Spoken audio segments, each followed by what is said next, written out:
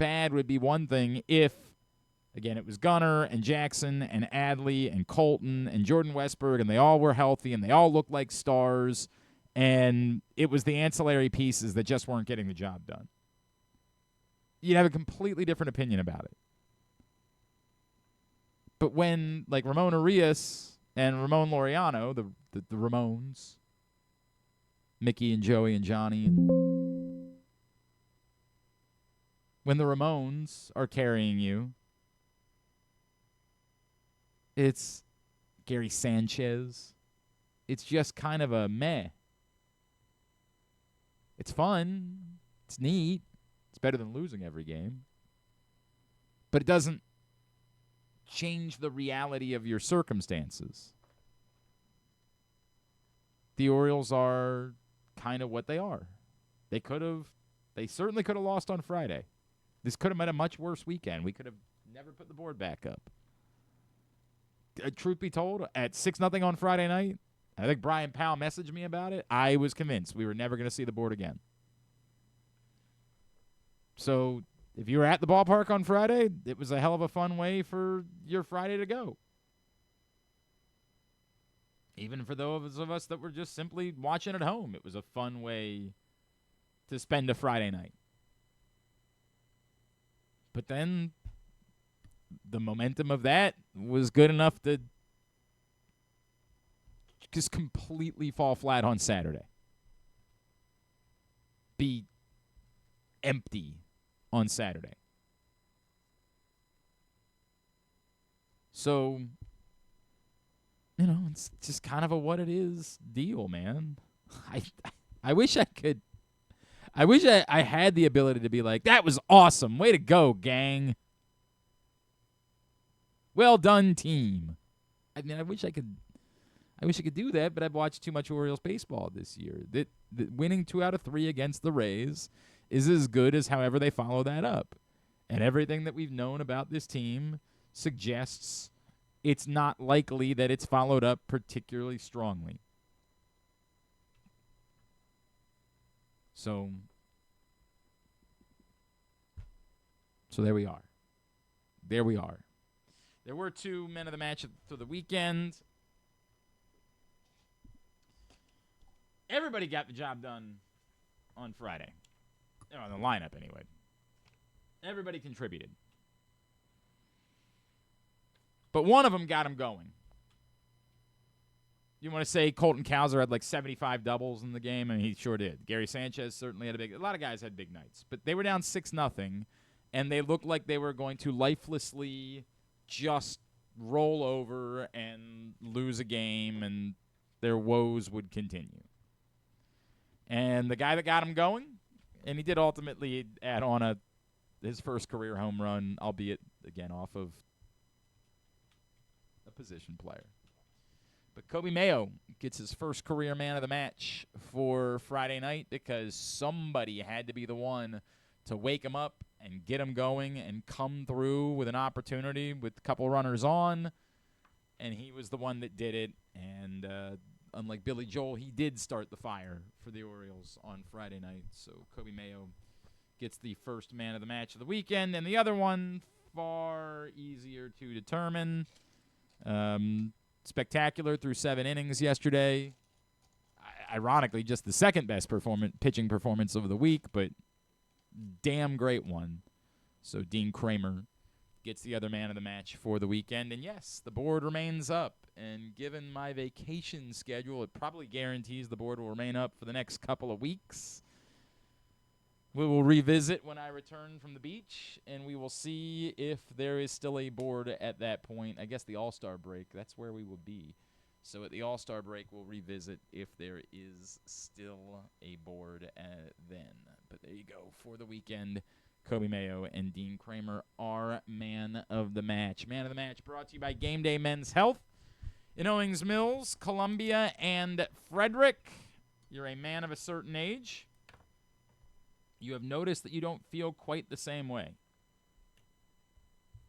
I was playing Sunday night tennis last night, and my buddy said, appreciate you getting down at the net like that. And I said, don't know that I could do that without the peptides. Just move a little bit better, not quite as much. Just feeling a little bit more like myself. And that's the concept. You get to a certain age, you don't feel like yourself. But there's other issues that you might be dealing with that are more specific. Perhaps you're dealing with erectile dysfunction. Perhaps you're dealing with just really stubborn belly fat that you haven't been able to take off, and it ain't the same as when you were in your 20s and you could just go to the gym for a week and you feel good. It's not like that anymore because you're in your 40s. Your metabolism has changed. They're there to help you. 443-264-4454 for Game Day Men's Health at Owings Mills. 443-266-3505 for Game Day Men's Health in Columbia. And 240-931-3717 for Game Day Men's Health in Frederick. You can also sign up for a complimentary testosterone test by visiting GameDayMen'sHealth.com. That's the way to go about doing that.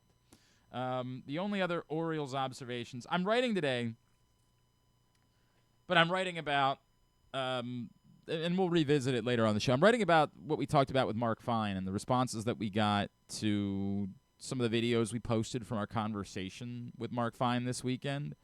That'll be up at PressBoxOnline.com today. I'm not surprised by the response. I just disagree with the response. That'll be at PressBoxOnline.com, and we will get to that a little bit more later on in the show. I did watch the soccer match last night. Did everything in their power to throw that one away. Surrendering a penalty in the first couple of minutes. Needlessly missing a penalty kick. Taking the lead and then just sort of sitting on it. Then having the opportunity to win in the shootout or advance in the shootout. And I mean, it was just a mess. But ultimately, shout out Matty Freese, man. That dude is a stud. Matt Freese comes through big time for the U.S. in PKs. Carries them into the next round. There's some massive saves. So unlike Canada, who, to be fair, I think has been a little bit better than the U.S. in recent years.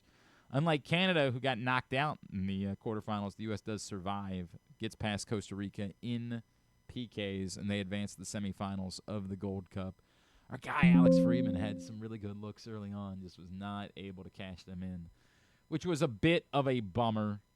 That was a bit of a bummer because you wanted to see a moment for him where you were like, man, that's cool, but ultimately you didn't get that. That was not meant to be. And, of course, please do not disturb me over the course of the next 14 days. Wimbledon is underway. Maryland's own Francis Tiafoe got off to a quick start. They straight sets win this morning over Elmer Muller of Belgium. Is he going to win the whole thing? I don't think so, but Well, come on. he's played well at Wimbledon before, so I'm in favor of him continuing to play well. But, yeah, Wimbledon underway, and so do not bother me. Do not attempt to talk to me about anything else because I simply do not care. That's just the reality of it. I will feign my way through interest in the topics that we discuss on this show, but truth be told, I'm not in. I just want to watch tennis. That's all that I want to do. And so at some point, I will just be utterly and completely faking it. There will be nothing at all that I will be saying that will matter whatsoever. I will simply, wholly and completely be faking my interest in whatever topic I'm discussing. And I know there was a bunch going on with basketball free agency starting.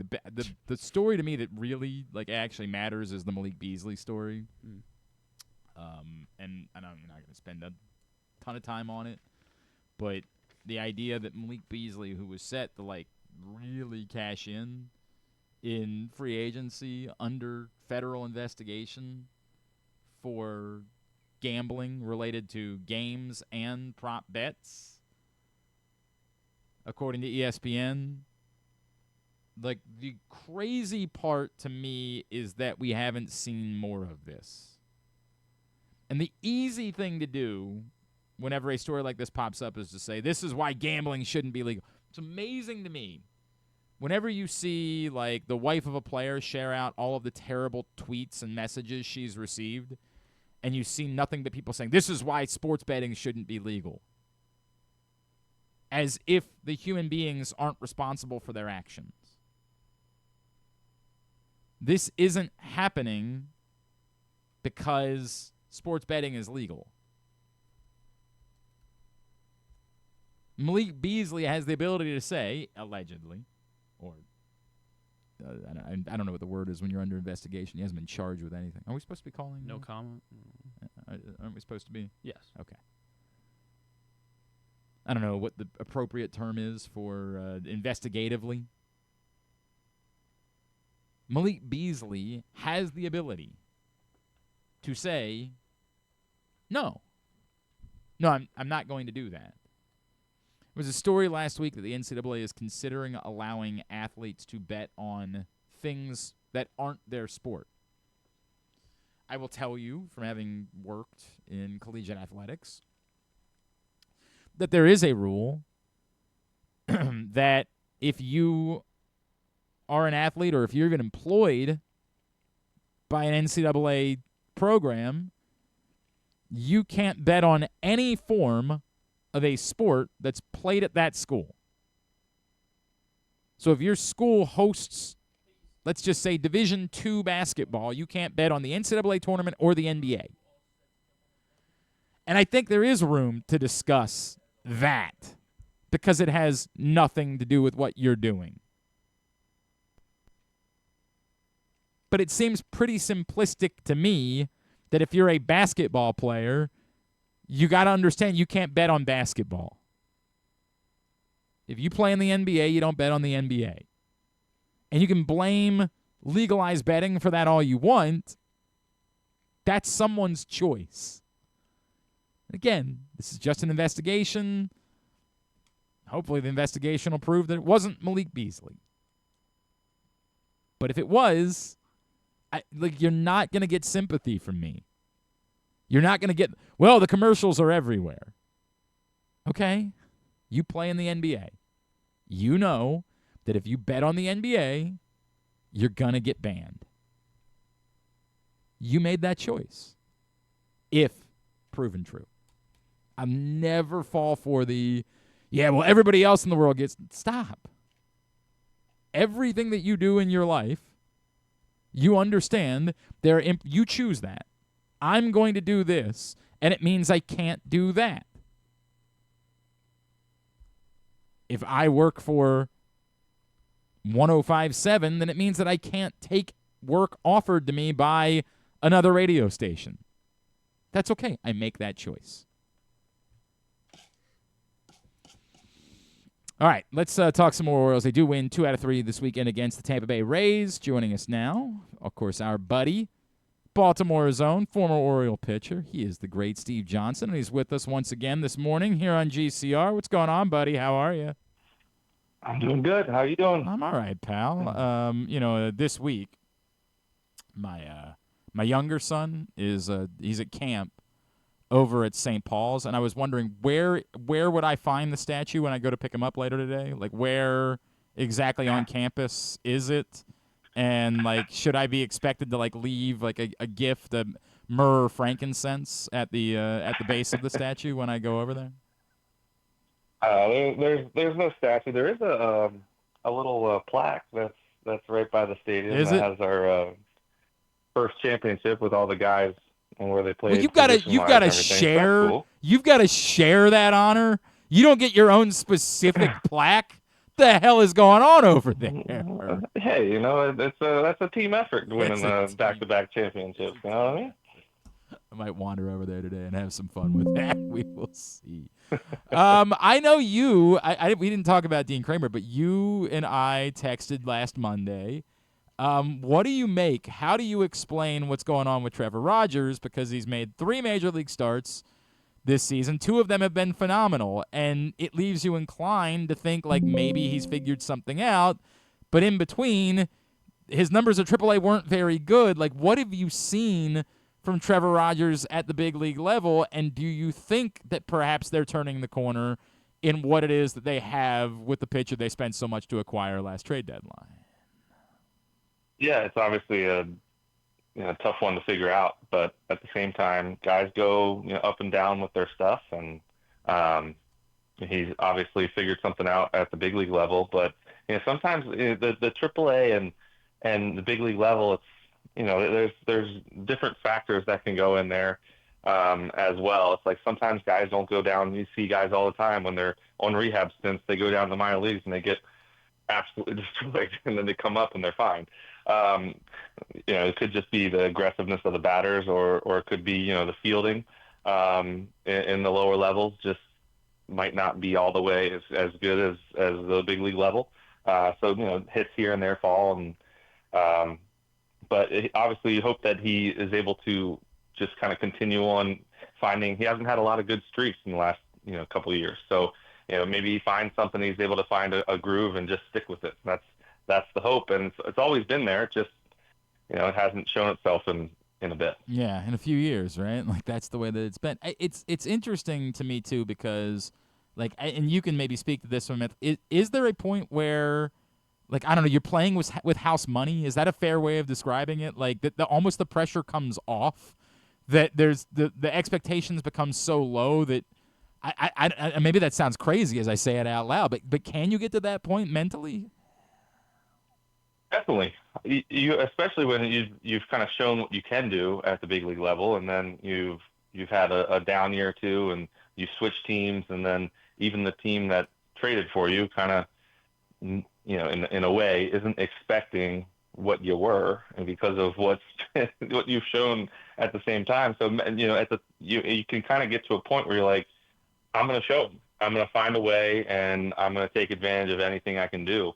And it sometimes takes a bit to get to that point as well, because you're probably dealing with a lot of frustration and knowing you can do better, and you've probably done better your whole life, and then you've struggled. So it might have been the first time he's ever struggled in his life that bad. So that mentally, that's a tough hurdle to get over. And then at some point you say, hey, I have nothing to lose. Let's go do what I can do. Just go pitch. Just go from there, and hopefully that continues for Trevor Rogers. Steve, just like we all thought we'd be sitting here in the end of June, and we feel great about Trevor Rogers, and we feel terrible about Zach Eflin. Just like we all predicted, it was exactly the way we thought it was going to go. We know that he's headed to the IL with the lower back tightness, that he left the game after one inning on Saturday. But it's been bad for a little while. It's been bad basically since he came back the last time.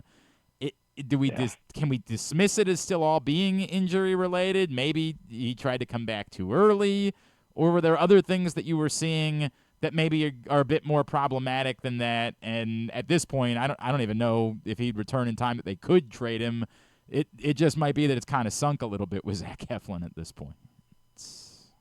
Yeah, the one thing about getting injured, even if it's for a limited amount of time, you end up getting into this position of you lose what you've kind of gained through spring training and through the beginning of the season, and you kind of go back into almost spring training mode, getting back into a groove. And you go through a little rehab, you go through a throwing program, and then you're kind of thrown off. And so when you can come back, you're not always, everyone else has kind of maintained their same, who stayed healthy, has maintained the whole rhythm and everything of the season. And when you're coming back, you're obviously the mental side of it. You're wanting to be back. You want to prove yourself. You want to be out there for the team. And so you're kind of wanting to get back as early as you can, but you're also having to, kind of go back into and get back into a groove, whatever you can find. And it's just thrown off. So you're almost in spring training mode again. And sometimes you're just not able to to kind of get right back into it. And it might be bothering him a little bit to where he doesn't have the same stuff. And again, I think the mental side of everything is huge when you're not able to get back into a rhythm, and you have a couple bad outings, and then you start to kind of, maybe overthrow or try and make a different, other pitches that weren't working before that aren't working now. You're throwing the kitchen sink at it, and it doesn't always work out. And that's kind of seems what's happening right now. The other guy that like is concerning, obviously, is Sagano, who the Orioles gave 2 extra days to, and it just kind of didn't make a difference. And I know you'll probably. This is where you like to remind me, like, this is part of baseball. Sometimes you just don't have it. It's just bad timing, obviously, for someone that they presumably would be looking to move at the July 31st deadline as well. Of course. Why would anything go the Right. way they want it to this year? Right. It's bad. I mean, look at the lineup and who's performing and It is. We just talked about that. Like it's, Steve. It's such a weird thing, right? Because I end up sounding really negative about it, and like this is where you and John Sterling famously would say, "Well, that's baseball." Like, there's no one that's been really good from day one to this point, right? Like, you would say Ryan O'Hearn's the closest, but look at the last couple weeks. They actually haven't been very good for Ryan O'Hearn either. Like, nobody has really. And I know that's the nature of a 162-game season, right? Like, it takes something. There's a handful of guys, the Aaron Judges of the world, that like don't have dips during the course of a year. But this year in particular has been, I mean, schizophrenic for the Orioles in that way. That there's guys that have performed well for a couple of weeks, and everybody that was performing well isn't performing well now. And like, it's just wild how that's gone. And because the overall record isn't so good, you kind of just wish it was the core group of players. Like, you find yourself saying, hey, if the record was what it is, but Gunnar and Adley and Colton and Westberg and maybe Kobe Mayo were all like performing well, then you would kind of live with that. But that's a big reason why they're not performing exactly well. Right. It's because those guys aren't performing as well as everyone would hope as a collective group. Yep, 100%. It's a tough one, and I would say that even a guy like Aaron Judge, I think he has his rough patches, but his other streaks are so good that even the rough patches, in terms of like a 2-week span, may not even seem like a rough patch. You have to go with like a 3-game span where he may not get a hit, and then all of a sudden, he goes 9 for 11. It's just that's just the tough part about the game. It's so hard to predict and so tough, especially this year. I mean, the injury bug has just crushed this team, and no one's been able to get in the groove. You have guys getting hurt, even if it's nothing major for the most part. It's still lingering issues, and it's just tough to find any groove. You have a guy like Westberg who comes out, he does pretty well, right, coming back from an injury, and then gets hurt again. It's just you don't want to. It's like you want to be able to rely on these guys, and it's just a tough year to do that. Steve Johnson is with us here on GCR. Now, we end up sounding like there's an existential crisis whenever I have these conversations. Steve, I'm going to ask you to attempt to like play GM, and I know this is not your area, but I'm asking you to be predictive almost.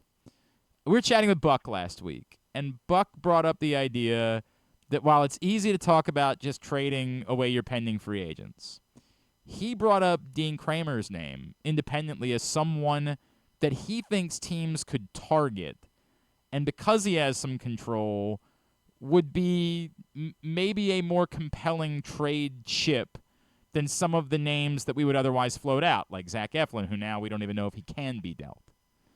And it's an interesting conversation because you know what Dean Kremer's capable of. You saw it yesterday. That's the second time this year he's put together 7 brilliant shutout innings in a start. But despite having 2 of those this season, we also know he's still on the whole pitched to a 4.3 ERA and a 1.3 whip because that's kind of the Dean Kremer story. Is there anything to be said for maybe because of control and how good he is when he's good that you could see a little bit more trade value in Dean Kremer, and given that this probably is sort of what he is, perhaps that might be the wisest thing for a team to do? Yeah, I think that's a good idea. It's a good thought especially if a team looks at what he does in the second half, and then looks at what he's done recently. that could be, good for a team battling down the stretch. The only thing that I would have to say is you have to have a plan to replace all these guys as going into next year. I feel like although he may not be like the piece that everyone would hope to have, I guess, as like an elite starter, he's still a very solid piece for the team, and he's one of the guys that's been able to stay healthy. So I think being available is a huge factor when you're trying to put a squad together. And I just you have to have a big plan on how to replace these guys, and like you said, he has control, and that's usually a guy that the Orioles would want to keep. I think people are probably in between with what they think of him, but there's no doubt that he's available. He has his good games. He's probably a very solid guy if he's your, third to fifth starter. Right? Yep. If he's your fourth starter, like fourth or fifth starter, right? Yeah. You live with that. You say that's about what you get from a fourth or fifth starter. It really was. I hadn't thought about it at all until Buck brought it up, and I was like, to your point, I'm not suggesting a teardown. Like, I don't. Although, like, every day that goes by that Gunnar Henderson isn't hitting home runs and Adley Rutschman's not, I'm like, man, I don't know. Is this team a year away from being a World Series competitor? I don't know the answer to that question. I still don't think I'm at that point where I'm suggesting that you rip it all down to studs, but as far as something that you get value for, I feel like the other one is Felix Bautista, and that one's one I can't kind of figure out either, because a couple times this year that guy looked like Felix Bautista, right? Like, you saw it against the Yankees in that home series where he was dominating Aaron Judge and looking brilliant. And then you sort of see him not work for a few days, and, then he looks susceptible. And I don't – we always talk about how these types of relievers are fleeting, and maybe you're best to deal them when their value is the highest too, because it's not sustainable. But it's hard to dismiss what Felix Bautista was, and if he can be that, that's a game changer. Yeah, I also don't put a lot of stock into a first year back after a big injury like he had. So, I think that what he's been able to do this year is good. But I always told everybody he's the guy that he's going to give up. He's going to give up one or two. His control sometimes gets away from him, and he's able to get hit here and there. But over the long part of the season, he's dominant. And I don't think that what he's doing this year is about what I would have expected coming back, where he's still dominant, but he shows signs of just maybe not being fully back yet. Whereas you go into next year and you hope that he's you got a full off season of being healthy, hopefully, and get right back into it. And I think that would be a big step for him, especially. But yeah, they're not. You don't get closers that are like him very often. So I don't know. I don't necessarily like trading away pieces of control like that, especially guys that have shown that they can do it. When this team hits and hopefully gets the pitching like they've been able to put together here and there, they're good. It's just they need to be able to do everything at once. And I feel like this year especially, they've been so separate in what they've done well. It's like when they pitch well, they don't hit, and when they hit, they don't pitch well, or they don't. The bullpens, it's every factor of the game has been on at one point, and then also not helping at another. It's unbelievable, man. It's very much Murphy's Law at some point. That's the way that it works. I have to ask you this because actually our buddy Eric Arditi and I were fighting about it this weekend. So did you see the story last week about how they're trying to tinker with all the in-game stuff? Do you know anything about that? I don't. Okay. So apparently some players have raised the idea that they don't always feel like they have as much of a home field advantage as they see other teams having around baseball. And there could be any reason for that feeling. Somebody would say, well, that's because you're not winning. Like that, like when you were pitching, the teams are very good, and I'm sure it felt a little bit different. I say all that to say, the Orioles are considering all sorts of options for how they go about trying to create more things that improve the game day experience. And their new chief marketing officer, Mark Fine, told us last Friday that one of the things they're considering is an 8th inning sing-along, right? Of course, we all know there's a 7th inning stretch, but he pointed out how in other cities in the 8th inning, obviously everybody knows Sweet Caroline in Boston, and Piano Man apparently has become a thing with the Mets, and I know because I'm a fan of this type of music and I think it's cool, that All the Small Things has been a thing in San Diego for the last few years. When they're leading in the 8th inning, they play that between the top and the bottom of the inning, and the crowd sings along, and it creates a bit of an atmosphere. When this was put out there, a lot of people revolted towards the idea, this is fake, this is contrived, don't do it.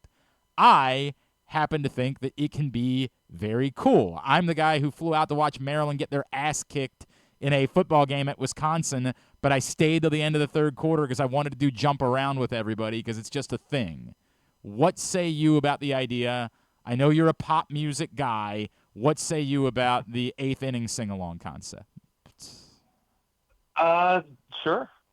I don't think that there's an issue with it. I mean, you just got to find what works. Exactly song right. that people want to do. Yeah, and that's I mean, just test it out. Play a different song, Thank you. For a week and see what happens. If people respond to it, you've got a thing. If they don't, then you do something else. Right. Yeah. I mean, there's a bunch of songs that people love to sing along to. Right. But, yeah, you just got to find the right one, and then you go with it. And then you run into the issue, this stadium plays that, and this stadium plays that. It's like, well, who cares? Yeah, I'm angry because every time I hear them play "Party Up" by DMX at Dodger Stadium, it's like their home run song. Like this scene is just epic, right? Like everybody's singing along, and I'm like, God damn, I want that. Like I want that. But you don't want to just steal somebody else's thing. Like I understand you want it to be your own thing.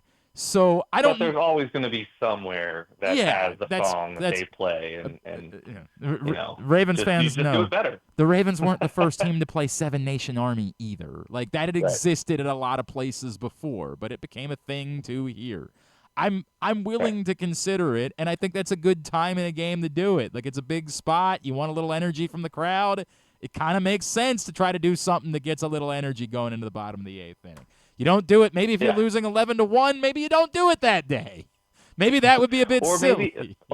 Or maybe that's why people are sticking around when it's 11-1. True, because they want to be part of the moment. That is a fair point. My older son was working with Steve Johnson on going the other way. And I swear to God, team trailing 3-1, 7th inning of their championship game, he had been struggling. He steps up, and he leads off the inning, crushing a double to right center field. I mean, just the most beautiful thing I've ever seen him do on a baseball field. I said, where the hell has this been, man? Where has this been? Remind everybody how you're making better baseball players, pal. Just up in Bel Air, Optimal Baseball Performance. Just trying to make better baseball players, hopefully enjoy the game a little bit more and have some success. Yeah, it was awesome for my son. We're looking forward to getting him back in, but optimalbaseball.com. Appreciate you, buddy. Well, let's talk soon. Thanks, dude. Have a good one. Steve Johnson with us here on GCR. All right. Yes, thank you all for reaching out to let us know that the video is down. I don't know what's going on. I don't have the answer. We had an issue on Friday. We got another issue today, apparently. We've been up on back on video for the last 5 minutes now, and that is the longest we've been up. Yeah, a single time. So we gotta figure out what's happening, and of course, it's perfect time for there to be a lot of vacation coming up. Perfect timing for that, and perhaps fill-ins and the whole thing. We will not rest today. We will sleep here, if that is what is required for solving this problem. I'll go to trivia, then I'll come back. That's what I'll do. Can't skip trivia. I mean, I'm a team player. But we'll come back here And we will work through the night. I will not sleep until the problem is fixed. What's the Tim Tebow speech? No one will work harder than me. I promise you. No one, and by that, I will delegate it to Griffin. But no one will delegate harder than me. That's what we expect from you. You might as well call me Mike Griffith because I am a delegate. I will absolutely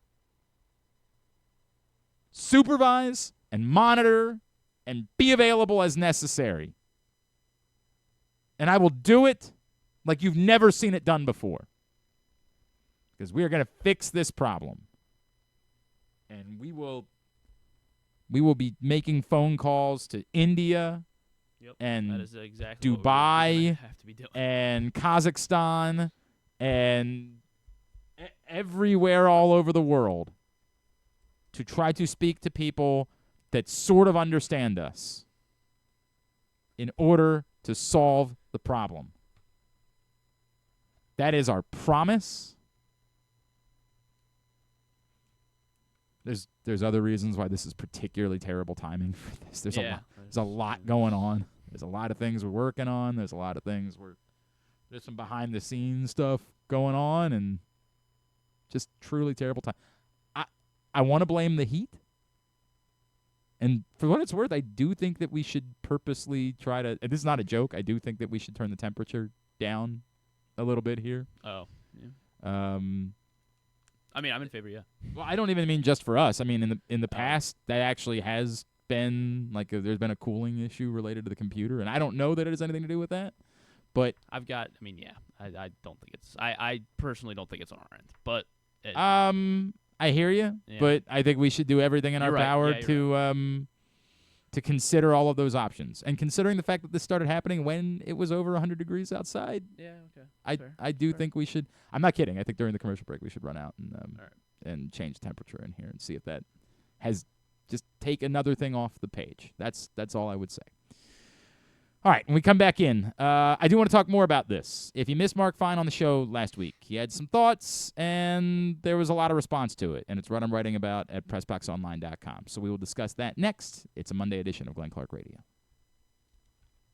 For fans of the Costas Inn, and who isn't, I have some great news. Now there's a second location to go along with 4100 North Point Boulevard. This one is at the Timonium OTB. This is Stan the Fan, and I have been a fan of the Costas Inn and Triantafalo's family for going on 30 years. They're open for lunch and dinner, same great Costas feel, same great menu and quality food you've been enjoying for well over 50 years. The exact address on your GPS is 2200 York Road, and their phone number at the new location is 667-406-1970. If you're new to the Costas experience, get ready for a real treat. All wrapped up in a new spacious dining room in Timonium at the OTB. If you want steamed crabs, you have them, and the full menu at 4100 North Point Boulevard. The number for reservations there at Costas, 410-477-1975. This August, the PGA Tour's best are coming to Maryland.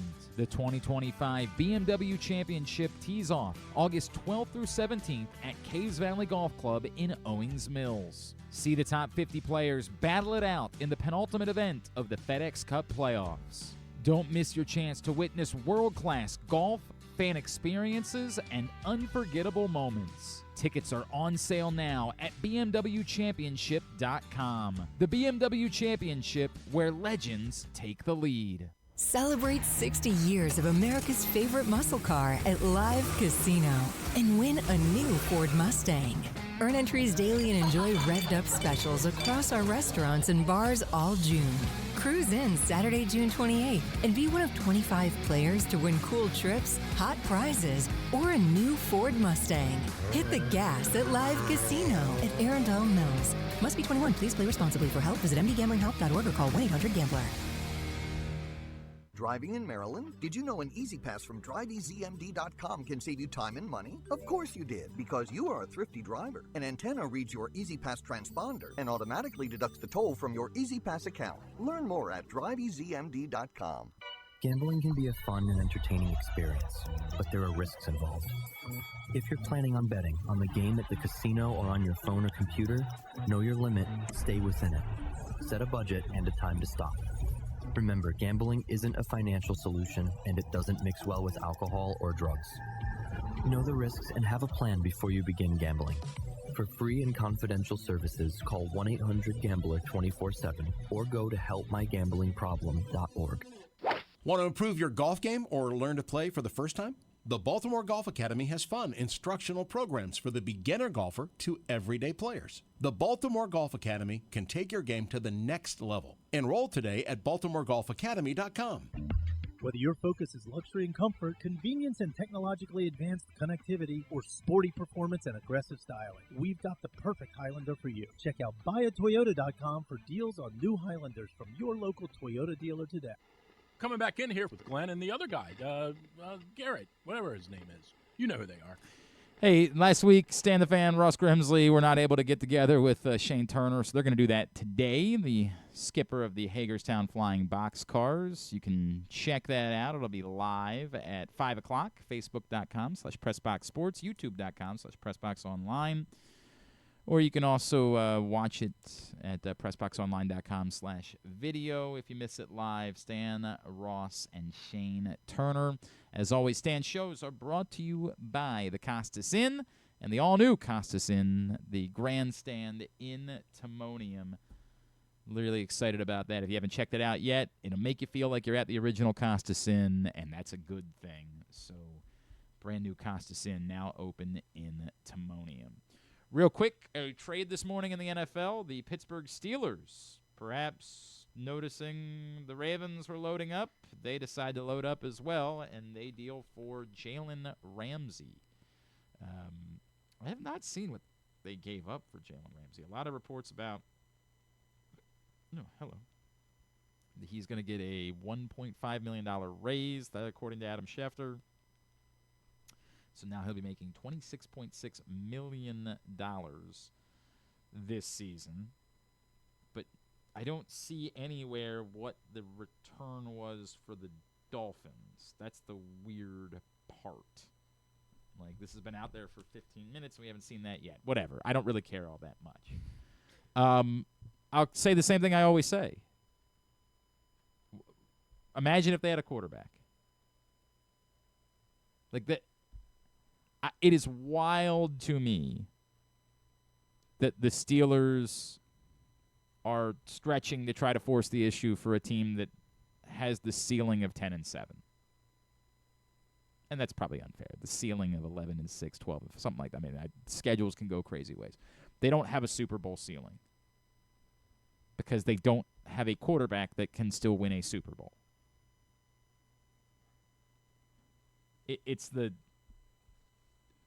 They're choosing the purgatorial route. Now, to be fair, like the other route doesn't guarantee anything. The Ravens have a quarterback, and as we know, they haven't made a trip to a Super Bowl.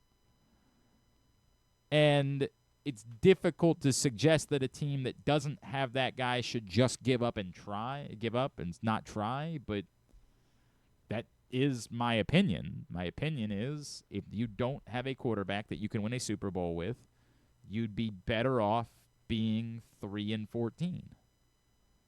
You just you have to have that guy. And it is totally possible that they have brainlessly convinced themselves that Aaron Rodgers could find a fountain of youth and could be what he used to be. And they can sell themselves on the idea of, hey, Tom Brady played at a very high level of football at an age that was even older than the age that Aaron Rodgers is at currently.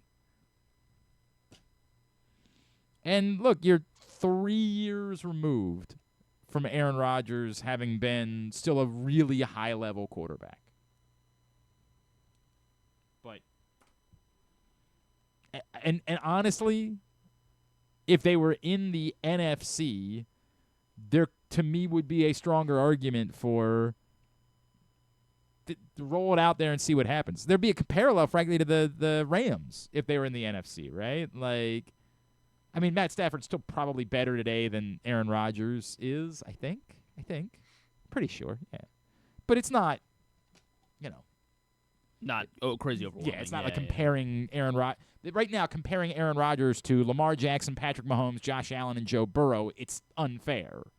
Those guys are here, Aaron Rodgers is here. If he was in the NFC, the only quarterbacks that you would say definitively are we know better than Aaron Rodgers would be Jalen Hurts and Jaden Daniels. Right? Like, I mean, we think that group of younger quarterbacks, we think that, like, Jordan Love is probably better. Jared Goff definitely has played better recently than Aaron Rodgers did, but I don't know that. Like, you can make an argument. Throw 5 interceptions, but yeah. You can make an argument. You can make an argument if they're in the NFC. In the AFC, you can't make that argument. But not our problem. Again, this isn't me dismissing the Steelers. The Ravens could easily lose to the Steelers this year. They've lost the worst. It's Ravens-Steelers, man. Although Lamar Jackson has kind of gotten over that hump and has now played a couple of really good games against the Steelers, and so you'd like to hope that he'll just be Lamar Jackson moving forward when he plays the Steelers. But, you know, this is the Steelers. They figure out ways to win games with bad quarterbacks constantly or limited quarterbacks. They won games with Russell Wilson. They won games with Kenny Pickett. They're going to win games with Aaron Rodgers, but they ain't going to win a Super Bowl. So they got Jalen Ramsey, though. They got that going for them. All right, pull up, if we're still on video, which, hey, who knows? Go ahead and pull this up. So last Friday, if you weren't with us, Orioles Chief Marketing Officer Mark Fine joined the program.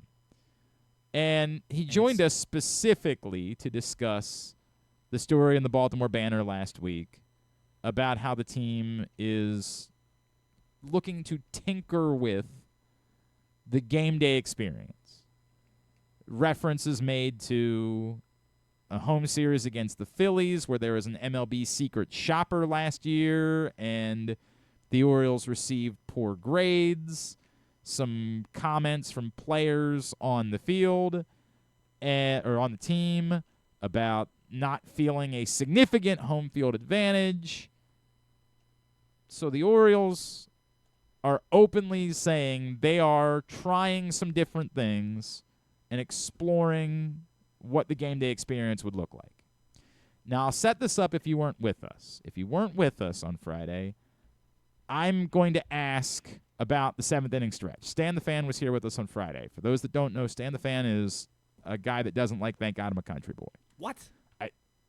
I'll never understand it. I'll never look. There's, you know, Stan we all no, have Stan doesn't understand. Look, we all have our things that bring a lot of people joy that like we just don't vibe with or connect with. A lot of us are able to say like, hey, it's not my thing, but I can see what it does for everybody else, so I'm not trying to go to war with it. Some people, it's just, I don't like it, and I don't care that everybody else likes it. I don't like it, and that's what matters. Stan doesn't like Thank God I'm a Country Boy. I'm sorry. Apparently it's Minka Fitzpatrick for Jalen Ramsey.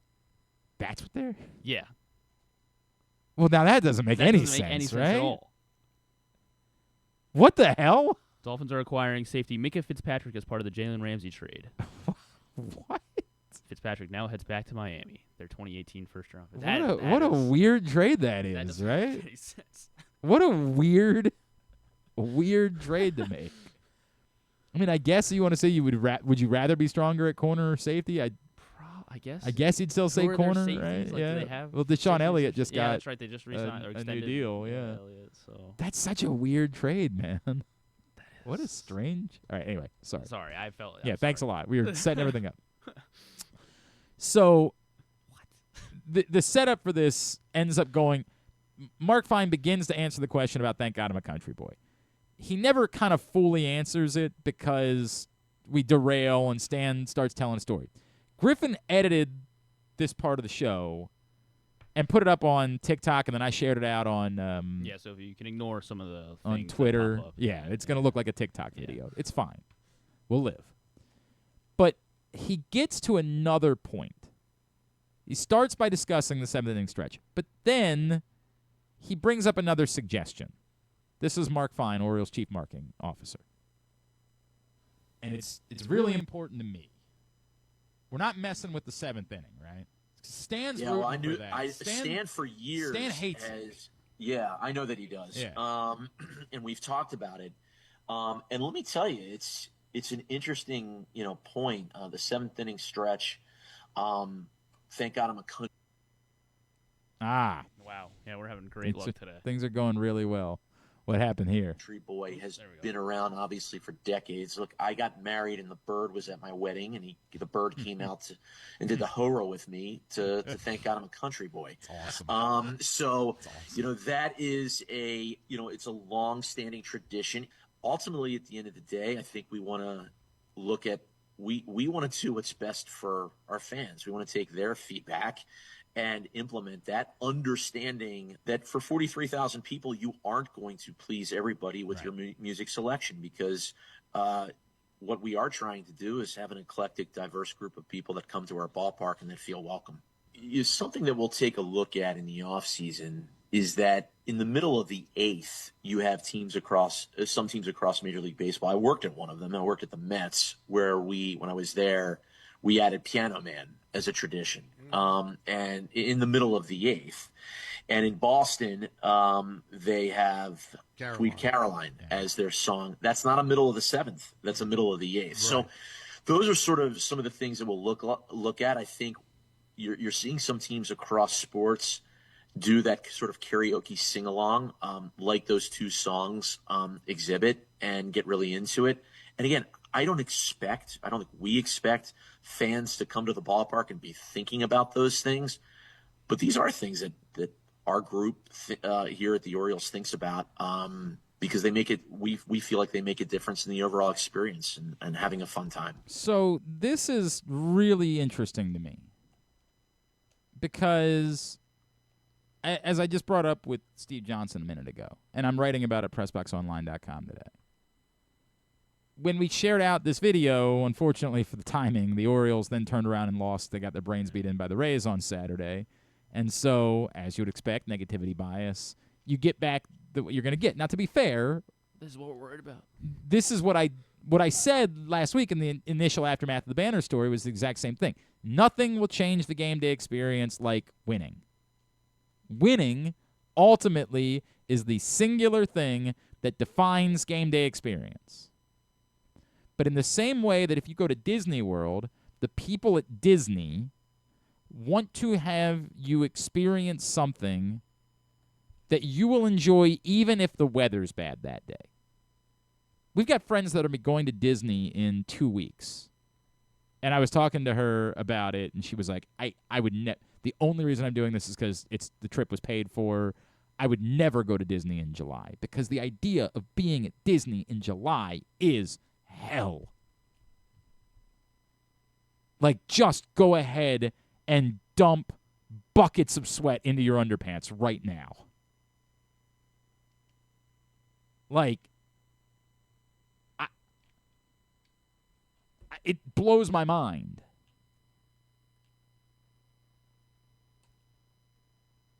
But that's what they're trying to create, is an experience that then says you're going to feel a certain way about whether or not the weather sucks.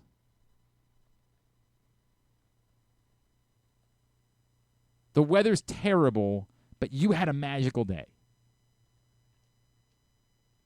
The Orioles can't control whether or not even the best teams in baseball are going to lose 25 to 30 home games a season.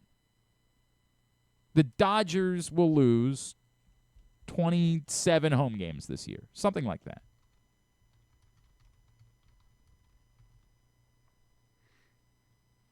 When that happens, you might say people are more inclined to forgive them because they win far more of their home games. That's true. But someone who's 13 and is going to their first baseball game and has never experienced baseball before and doesn't know if they're a fan or not, went and saw a loss. This is a yes and. But this is what we do, right? The conversation is, this is the wrong thing. You should care only about winning. Yes and. We should care about making good content and whether or not our technology works to get it out on the internet. We have to care about both things.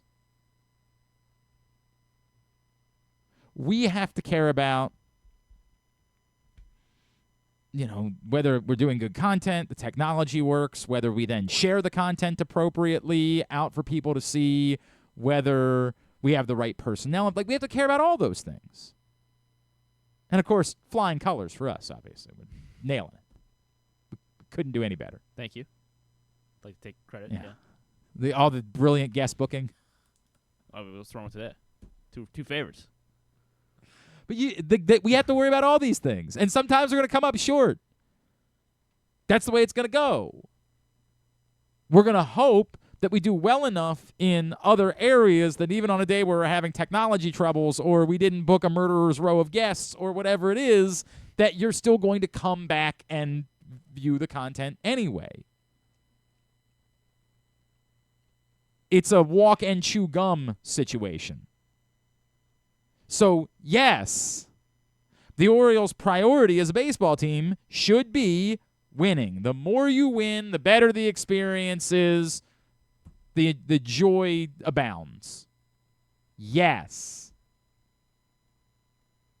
But that doesn't mean that they don't consider other aspects of the experience, too. As I said last week, to me, the biggest is the sound system, right? Like, now they're going to fix that, apparently. And if they do, I think it goes a long way. Because as so many of us have pointed out, even some of the things they have been trying during these games just don't register.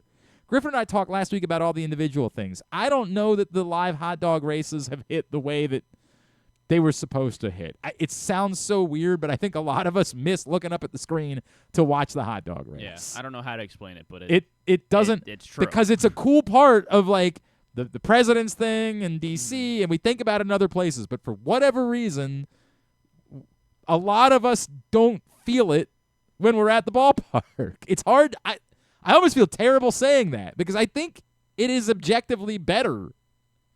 But we got used to the thing that we liked, and it was part of it, and then we didn't have the thing that we liked, and we kind of missed it. It sounds so stupid when I say it out loud. There's no way to, properly articulate it. Like, it's just, I kind of like the scoreboard better. I don't know. I especially considering, and Mark referenced it, how poor the scoreboard really is, at Camden Yards now. Yeah, that's true. Imagine if it was a better scoreboard. I know, like, somebody bring up, like, for people, like, where we sat for opening day last year, like, you can't really, so this is maybe better for everybody, but is there an alternative to that? Is there another board that they could put up somewhere for the people? Like, there's a conversation to be had, but weirdly, we're in a weird place in the hot dog race. It's a very strange thing. All this to say, I'm for the tinkering. The suggestion of an eighth inning sing-along to me, it's met some of the negative response that it got, I think, is related to the fact that the Orioles are losing. Anything that you suggest right now, it sucks. This is what you're worried about and not worried about winning. Negativity bias, man. It is what it is. You're going to get that. So I'm not surprised by some of it, but some of it I think goes beyond that. It also happened to be at the same time of this video that came out last week. I don't know. It's on TikTok. Of some dude attempting to do a roll call sitting in the outfield at the Orioles. Did you see this? I did not see this. Oh, this got lots of attention last week. I can probably send it to you. This is a thing that they do at Yankees games. They try to get the attention of the old roll call man. Yeah, the roll call guy. So some person on his own who was at an Orioles game last week attempted to do a Yankees-style roll call, and it sucks. You're 100% right to clown this. Now, this might be I don't want to pile on the guy. This might be a very nice guy, and I know the Yankees guy's been getting people have been going after him. Oh, I don't know anything about. I don't know. People are just I don't know. They apparently he's not a very likable guy. Oh well, not my problem. No, not my problem. This guy might be a swell. Here, do you have your Twitter? Here. I'm messaging it to you right now on Twitter. There's this video of just a guy. By the way, it's hilarious that as we're having the conversation, somebody just retweeted this video and said, doing everything except extending franchise players and making moves to be a better ball club. Again, they should do that too. No one is suggesting that they should singularly focus on sing-alongs. Oh, he was in the bird bath. So, do you have it? Yeah, we're not going to watch it. TikTok, it doesn't let you. I can't. It doesn't. We're not allowed to stream TikTok videos visually. Yeah. I thought we went over this. No.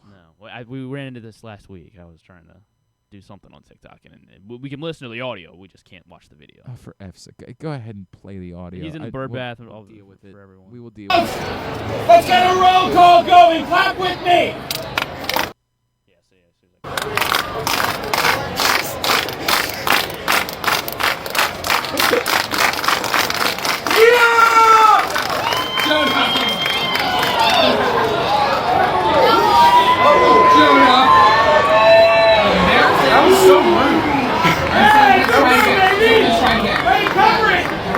So what is wrong again?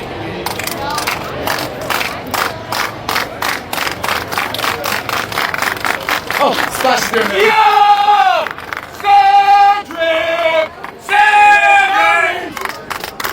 Cedric Mullins! Cedric Mullins!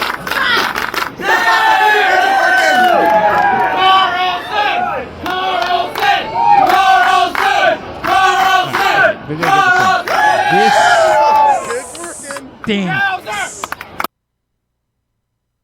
and should be fired into the sun. You don't copy what a team does that you hate. You don't do that.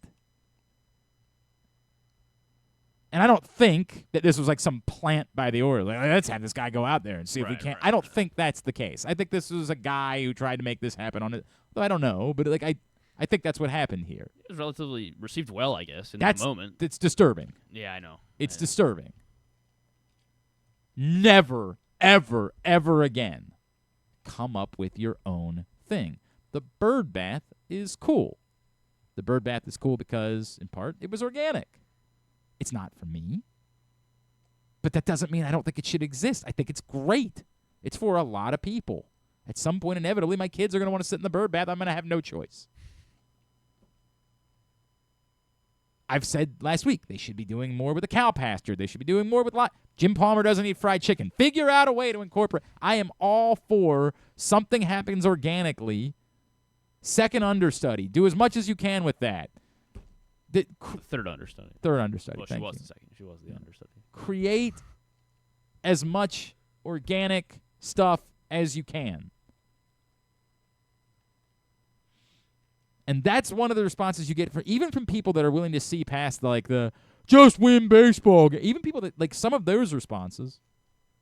I wanted our buddy Arditi to come on with us this morning to embrace debate, but apparently he's got stuff. Jeez, because his point was like this is forced.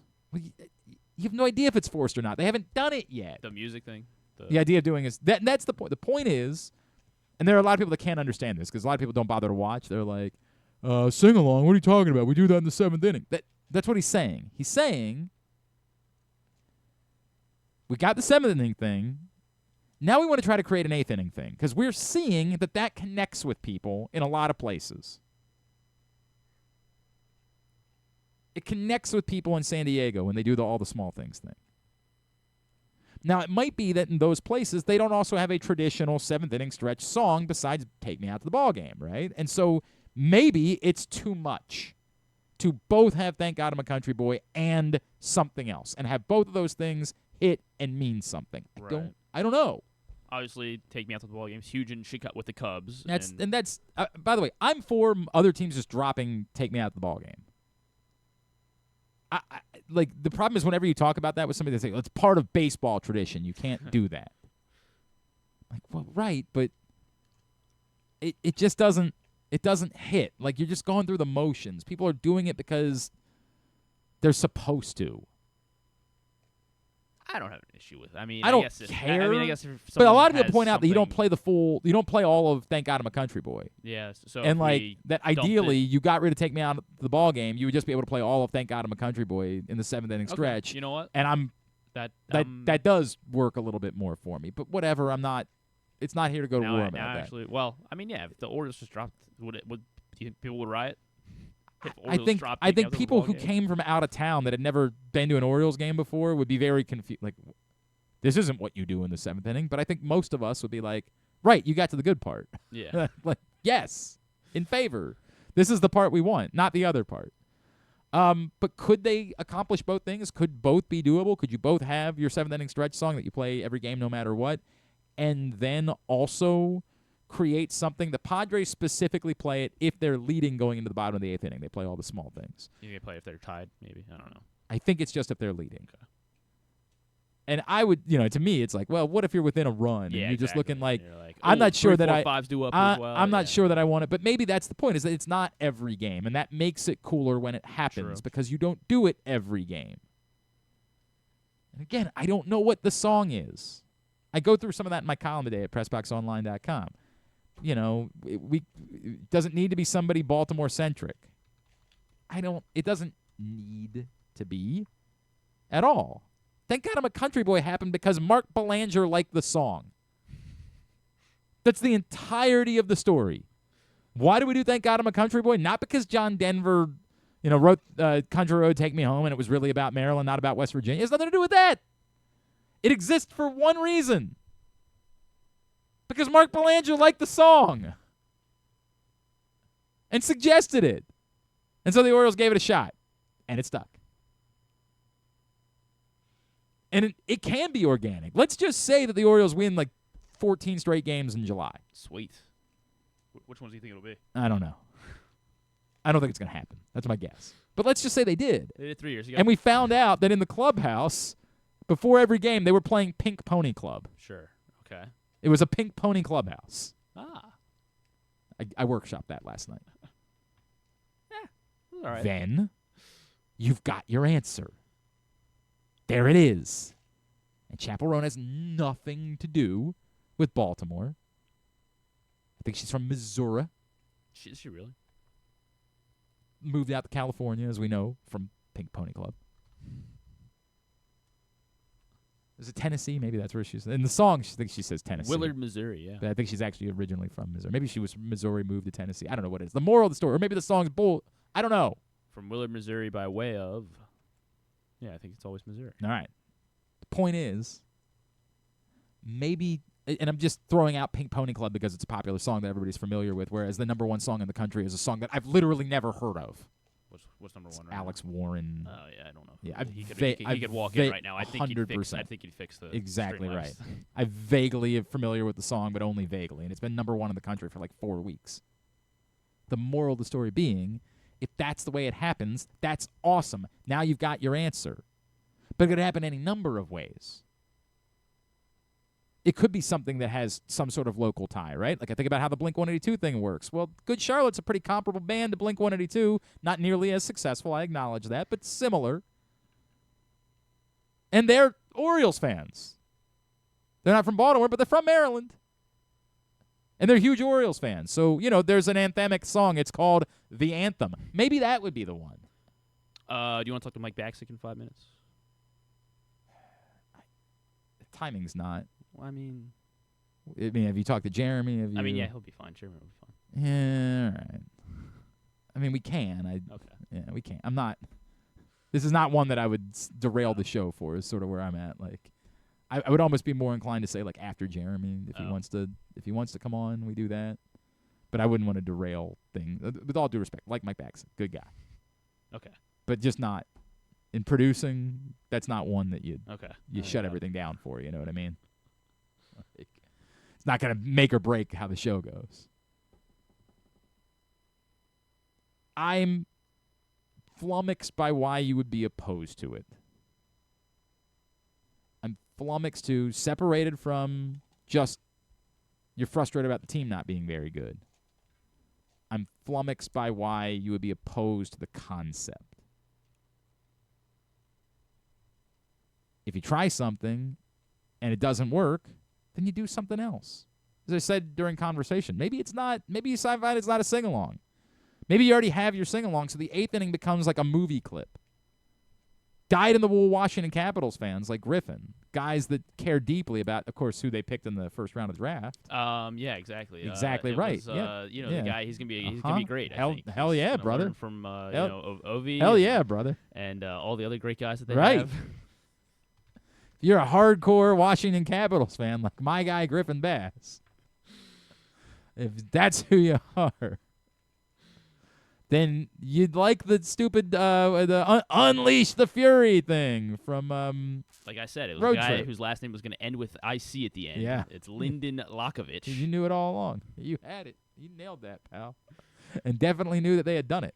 I did definitely know that they had done definitely it. knew that. I definitely remember. You were up Friday night watching the Draft House. That's exactly what I was doing Friday. Actually, I was at the Oregon Friday night. Yeah, you're dyed-in-the-wool guy over there. The point being, they like that. The Capitals fans, and does it have anything to do with the Capitals? Not at all. It's a clip from a movie that came out when I was in high school. Tom Green ain't from, he's from Canada. He's not from D.C. But it worked. It connected. It resonated.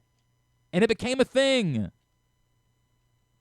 So maybe you try it this season with songs, and the songs aren't resonating. But then you think about, could you do a video of some sort in the middle of the 8th inning that ends with something that everybody chants together? I don't know. But I'm in favor of trying to create more moments. I'm in favor of trying to do both things. Yes, fix the baseball team, but also try to improve the game day experience and create moments. And in the same way that I flew out to Madison, Wisconsin, watched Maryland put up like 30 total yards of offense in the first half. Jesus, that's what it was. Freezing cold. Freezing. In November. Pouring rain. But I stuck around because I was at Wisconsin, and I had seen on television and on the internet the jump around thing at the end of the third quarter, and I wanted to experience it. And I did. And it was dope. And all it is a guy playing his iPod. But it's cool, and it feels like a thing that's happening. As a sports fan, I'm glad I got to experience it. The idea that you can create something like that, I don't know why we would be negative towards it. If you do it, and I make this comparison. University of Maryland basketball team. That wasn't organic. A kid didn't just show up one day with a flag that draped all the way down. It was the size of the arena. They created that, and it stuck. It's not like my thing. Like, I don't be like, oh, yeah, I can't wait. You're not a Maryland fan. Right, exactly right. Everyone knows that about me. But it works.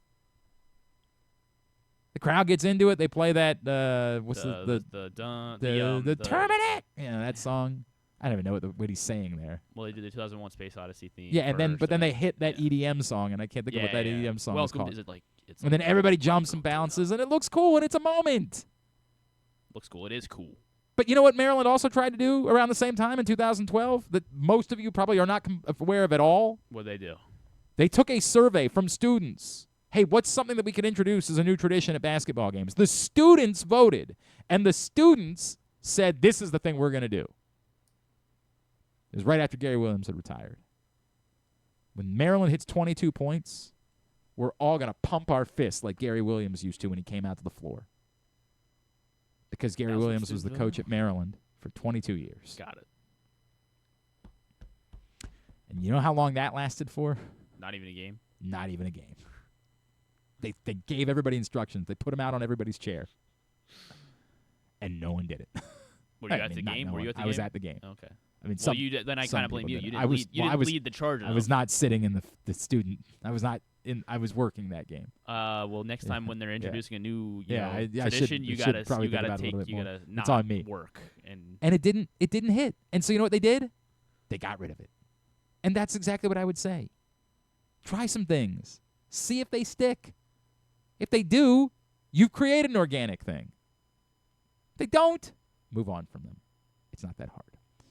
You can read more about it at PressBoxOnline.com. It's Monday. Let's quickly do this. Okay. I thought we were getting ready to break. I'm sorry. Like to do our Monday stuff. What do we we're killing it over here.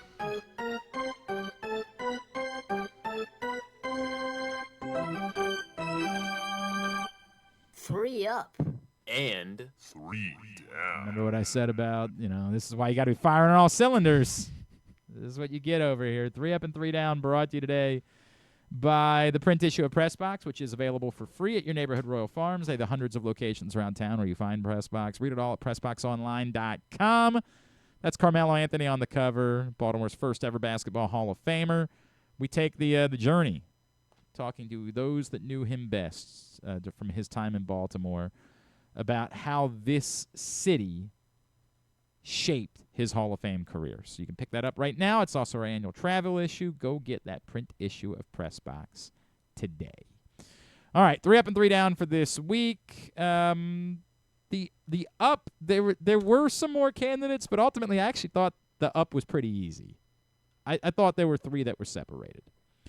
I really didn't have anybody else that I considered, honestly.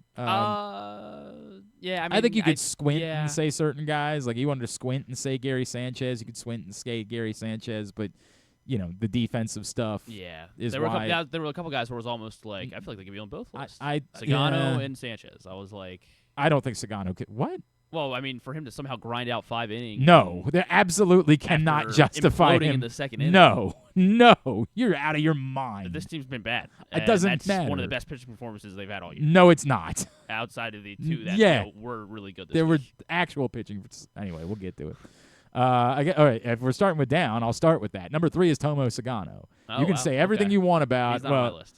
That's insane. No, it's not. No, it is. He went 5 innings. And it doesn't matter. He still gave up. If he went 5 innings and he spread those runs around over 5 innings, he wouldn't suddenly it wouldn't make a good start because he got 5 innings out of it. You don't get to move the goalpost because, hey, you suck, but then you sucked a little bit less. Number 3 is Gregory Soto for blowing the game on Tuesday night. Fine. He wasn't as bad as Tomo Sagano was. You walk their fastest guy on their team, and you don't even look at him twice. He steals back-to-back bases on you. Wasn't going to make a difference. He was going to steal the bases anyway. This team's not. They can't hold runners on. They can't do it. Tomo Sagano was a disaster on Friday. Soto's a disaster, too. It happened to be that the Orioles scored some runs. A game they should have won. And to be fair, this is the complaint that I have is that maybe they did learn something from the Trevor Rogers debacle, which is go put him out there and get the innings out of him anyway. Like, whatever you do, don't have this game also cost you the next game. So I do give Tony Mansolino some credit, but not Tomo Sagano. He does not get a pass. This nonsense. We're going to change the results. He got his ass beat. 7 runs, 9 hits over 5 innings, and you're like, yeah, but gee gosh golly, I mean, they were down. He gave up 6 in the second inning, and it was like, people were leaving. And if the he stadium. came in after the second inning, then you could talk about it. He did that. He was the one. Lord. They score 5. They're getting no hit for 7 innings, and then they score 5 runs in the 7th, and then Soto Great. They're immediately turns the around. Guys that scored the runs instantly. deserve all the credit. Cedric Mullins is number 2. He is number 2. Yeah, it's. I feel like he's got a lot. I feel like he's having some bad luck as well. But I mean, it's been bad. He's hit a couple balls hard, but yeah, I would say you'd almost argue. He didn't strike out quite as much this week. You'd almost argue it went the other way this week. He got some good luck, like a bunt base hit. Oh, true. Yeah, and got to face a position player on Friday night and got a double out of it. Like, he had like one legitimate hit all week. Well, it's baseball. It's all going to even out. That's a great point. Cedric Mullins is number 2, and Zach Eflin is number 1. And you could think about, like, well, but he was hurt. Nope, Zach Eflin's number 1. There's no arguing that. On the up list, Ramon Laureano is number 3, and, again, was the only position player that, for the totality Sanchez of the OPS week. Over 1,000, too. I understand that, but you don't get to pretend like the other parts of the game aren't part of it. Ramon Laureano is not a great baseball player, but, boy, is he a fun baseball player. I was thinking Arias because he had like 3 or 4 He did. or sack flies. Yeah. Sack flies, man. And Those he had a couple of big hits. I mean, obviously, Arias had some big hits on Friday, but not enough to get him on the list. Laureano's number 3. He is number 3, yes. Dean Kremer's number 2. Put together the second. It's a hell of a thing to throw 7 shutout innings and not be the best pitching performance of the week, but it's the reality. Dean Kremer's number 2. The trade piece we all knew that no doubt about it. was going to be our number 1 Trevor trade. Rogers, number 1 on this week. So we'll get that up at glennclarkradio.com here in a minute. We'll chat with Jeremy Conn when we come back in. It is a Monday edition of Glenn Clark Radio. Feeling sluggish, unfocused, or not like yourself? It could be low testosterone. At Game Day Men's Health, we specialize in testosterone replacement therapy to help men boost energy, improve mood, and regain confidence. Our treatments, including testosterone cypionate, are safe, natural, and tailored to fit your lifestyle with weekly injections or pellet therapy. Get started today with a free testosterone test and feel the difference. GameDayMen'sHealth.com. Game Day Men's Health, where men reclaim their game. Make the most out of every day in your Toyota RAV4. Available in hybrid or gas-only models. A RAV4 can get you where you want to go in style. Check out buyatoyota.com for deals on new RAV4s from your local Toyota dealer today. Need a trophy or award that's as unique as the achievement? Look no further than Crown Trophy. With locations in Owings Mills and Gaithersburg, they specialize in custom trophies, plaques, and medals for any occasion. From sports and academic awards to employee recognition and corporate gifts, visit crowntrophy.com today and let them help you create a lasting memory for your school, team, or business. Crown Trophy is a proud supporter of the Maryland Public Secondary Schools Athletic Association. crowntrophy.com. The latest edition of Press Box is available now. On the cover, we celebrate the first ever Baltimore basketball player to reach the Naismith Hall of Fame as we talk to those who knew Carmelo Anthony best about how his Baltimore upbringing shaped his legendary career. Also inside, Bo Smolka profiles Ravens second-round pick Mike Green and find our annual summer travel section with information on some of the best sporting events and activities in Maryland that your family can check out all summer long. Press Box is available for free at over 500 locations throughout the region, including 60 Royal Farm stores. Or you can read the entire issue online at PressBoxOnline.com, where you can also find great betting advice and the best daily coverage of the Orioles, Ravens, and Terps.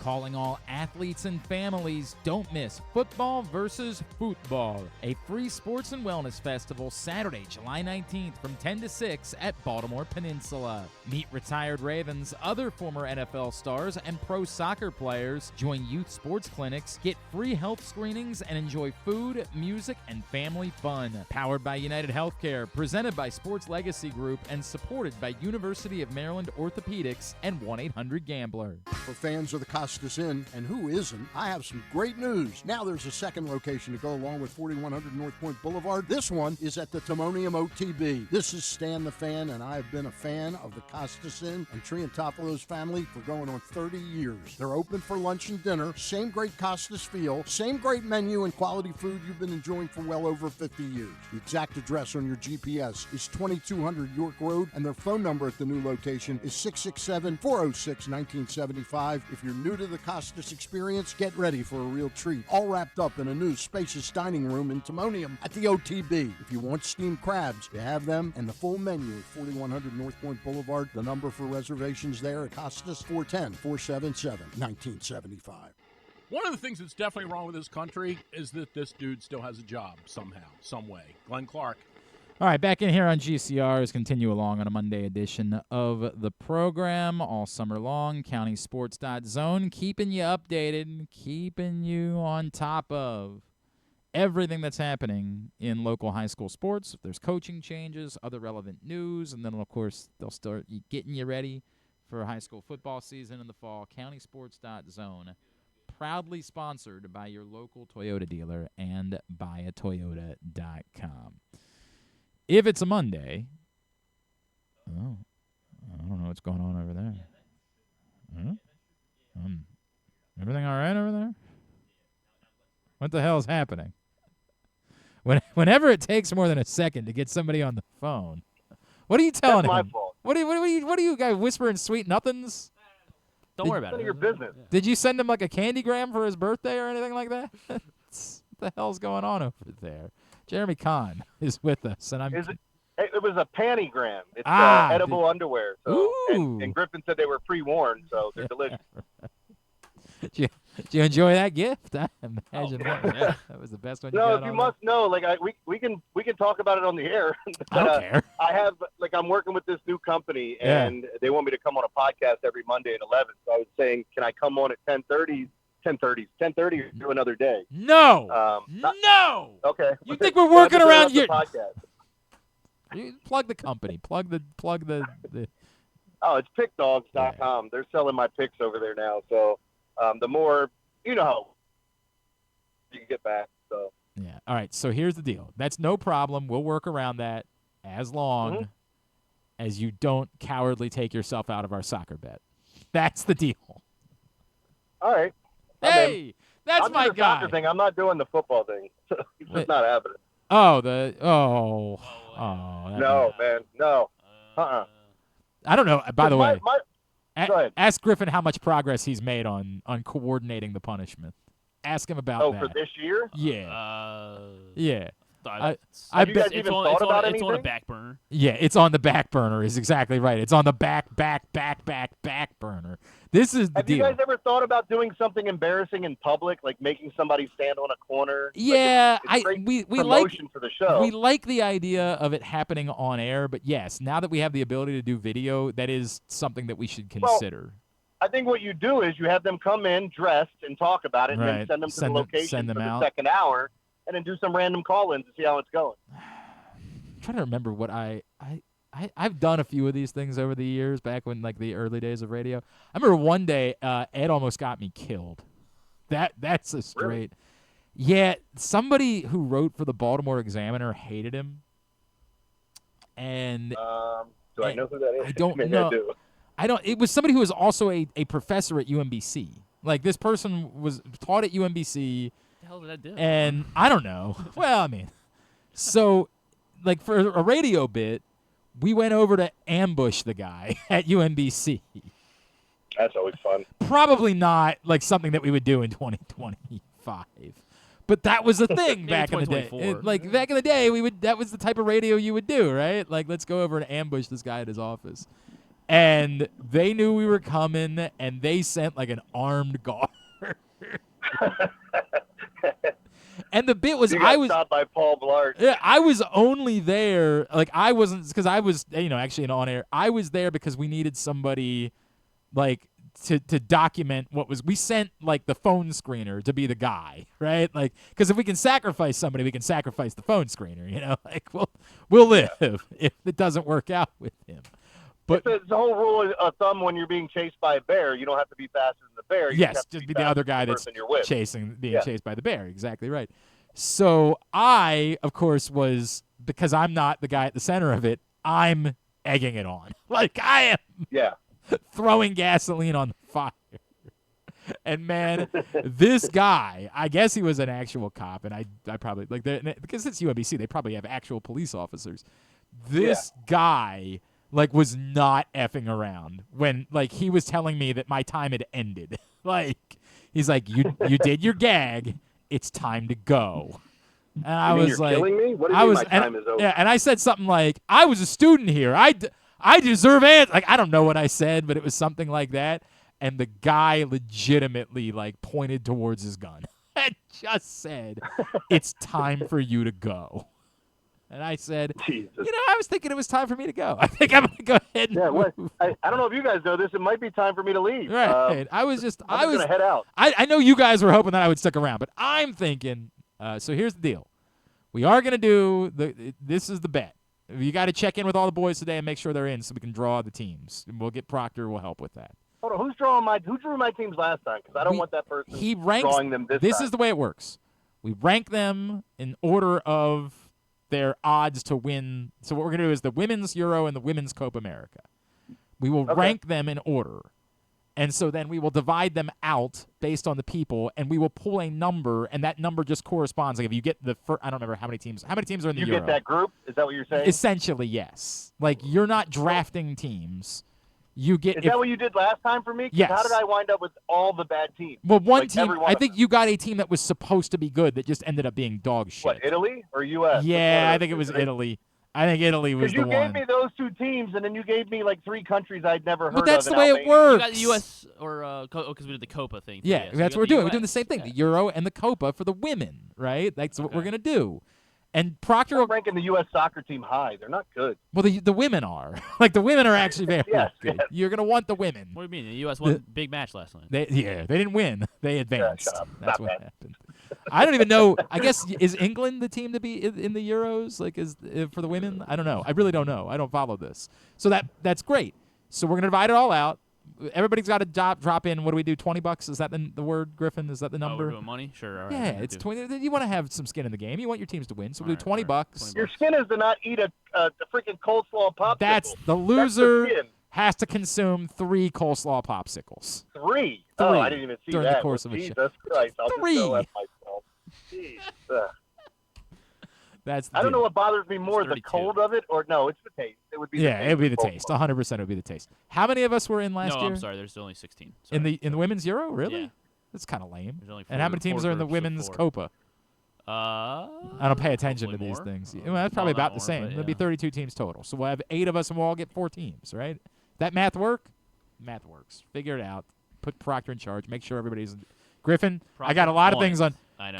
Griffin's leaving on for vacation. He thinks he's going to just coast this week. I'm dumping it all on him this week. He's got a lot. Yeah, get all that work. Yeah. Where's he going? I'm going to California. I have a friend that lives in Los Angeles. I mean, okay. Yeah. He's gonna. I loved do San Disneyland. Francisco, man. It was Yeah. had a good time. Well, of course, you love San Francisco. That's great. I mean, everybody was so kind to me. They were all the really men. friendly, right? Yeah. Jeremy's like, I joined a choir. It was. I think there's only 10. I didn't know you could ski in California. What do you mean? Yeah, I went skiing with a couple of guys. That's awesome. How many? What? There's only 10. In the Copa? Yeah, is this right? Hold That on, am I can't be looking at right. the All right. We'll deal with this off the air. This is not the time. None of the North American teams are in it. Is that What? right? Yeah. The U.S. The U.S. isn't in the Mexico. Copa? No U.S., no Mexico. Oh, that's not good. That's not great. It's all South American. Give me Albania again. Yeah, right. I guess I'll get Belize. Good luck. All right, we'll figure it out. We will solve how we're going to make the Copa and the Euro work. Now, all that said, do you hate the idea of an 8th inning sing-along at Orioles games, the way that the rest of the internet seems to hate the concept? Do you think there's any You know what I merit to hate? it? I hate when it's forced. Like, it should be something that comes natural. This is the problem Because that I'm I sure have. at one point, Yeah. I mean, like Sweet Caroline, everybody knows. I'm sure at one point that became, like, they did it, and then it's like, oh, it's pretty popular, then they did it again. Same thing as Thank God I'm a Country Boy. You know, like, it happened, and then it took off. But, like, I hate when, like, an ESPN, talking head would come on and try to force his catchphrases. Like, I feel like sometimes you do it, you see what works, and then you go with that naturally instead of trying to force the issue. So to an extent, I agree with you, right? Like to an extent. I also think that like things if you do it and it doesn't work and you keep doing it, then I think it's forced and it's nonsense and it sucks. Okay. But I do think that like things have to start somewhere, right? Like I would love the idea. To me, it would be awesome if, and I pointed this out in what I wrote today. If the Orioles win like 14 straight games and we find out that like as a joke they've all been playing Pink Pony Club ahead of the game, then like that's neat and you make it a thing.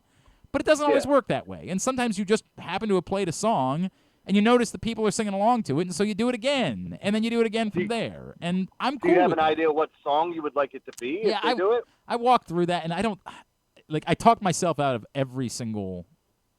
I talk myself out of every answer, right? Like, Can I throw one in out there and see what you think? Because I do think I've said this before, I think it's the modern day Don't Stop Believing, but Mr. Brightside. And I know other stadiums have used it, but that's one song that I think people get in and start we'll sing along together. to. I think there's an argument there that like this is the funny thing. The 7 Nation Army didn't start with the Ravens, but yet it's worked, right? No. It's connected. It's a thing that everybody got into and they started doing. So I'm not opposed to the idea of Mr. Brightside. You're 100% right that it is a modern, Sweet Caroline in that way. Like it is a song that everybody sings along to, despite the fact that it is absolutely not as good as all these things that I've done, which is the best song on that record, and it drives me nuts that didn't become the song. But I'm with you, and if you try it and people sing along to it, then you've got your answer. There is a part of me that wonders if this is the wrong year for doing something like this and for experimenting with it. Because some of the negative response is just because the team's not good, right? Like, that's what I've, the team just isn't good. And when that happens, people don't want to create memories because they don't want to remember anything about the team not being good. Well, I mean, I just hate when things are forced, and sometimes things happen naturally, and it ends up working out. And then I also think sometimes things run their course, and there's a lot of people that don't know when it's time to hang something up, that it's It's been beaten to death already. But they want to create something annually that people love. And then, like I know they were talking about Yankee Stadium with that stupid furniture whistle that they have every time somebody strikes out. Like I was saying, like I thought teams that really were forward thinkers, like the Astros when they got Yusei Kikuchi and they would play Lisa Loeb Jusei, or the Mariners play Brian Woo's woo, the Ric Flair woo, every time he strikes somebody out. Like those are always. There's definitely something you could do with Cowser. Maybe you can find one of the pitchers that you could do something with. But look, I am absolutely everything that happens organically. That's what makes the bird bath great, right? Like I hate the idea of sitting in the bird bath, but I love the idea of the bird bath, right? Like I don't want to have wet underwear walking around all day, so I would prefer not to do it. But I love that it exists. So you don't go to the games then, because that's I get right it now. as soon as I go to the game. Right now, there is no doubt you're gonna have to deal with that. That is part of life. Some serious leakage. It is out of control. But like I love it. Do as much organic or sensical stuff as you possibly can. I don't understand why the cow pasture was a one-time thing, right? Like, it was great. Do something with it. Keep replicating it. Well, the Yankees doing the judges for it's all a play on words. It's fun and people get into it. And people like to cosplay naturally. There's a reason why we all go to professional wrestling, because we like the idea of dressing up. It's inherent being to who somebody we are. else. Yes. Yeah. So walk into that as much as you possibly can at all times. But I thought it was over the top, the negativity towards this, and I think that's just because the team's no good, and so we're going to be negative towards everything. Like we just if the team's not good, we just hate everything. That's the way that it works. And nothing is a good idea, and you're all failures. How dare you be thinking about anything else? Well, sometimes you got to be able to walk and chew gum, man. And again, it just sometimes there are so many people that want something to happen, and then they just keep forcing it round, square peg round hole, and it's like, oh, this is going to work, and you're going, it's kind of tired. I know everybody likes to have something, but it has to be the right song. It has to be something that catches the audience. Like, randomly start playing songs in the 8th inning and see if people start singing them. And then see which one works. Yep, that's exactly what I would do. That's exactly what I would do this season. I would mix it up every night and literally have someone whose job it is to monitor are people connecting with it. And, hey, it seemed like maybe they were connecting with this one. Let's try it again next week and see how that works and see if something's happening there. And measure it by where they are, like what the score is in the game, right? Like if it's a close game and you play the same song twice and it creates a little atmosphere afterwards, then you've got your thing. Right. If there's an 8th inning where the team scored 10 runs after a certain song was played, then maybe that becomes the thing.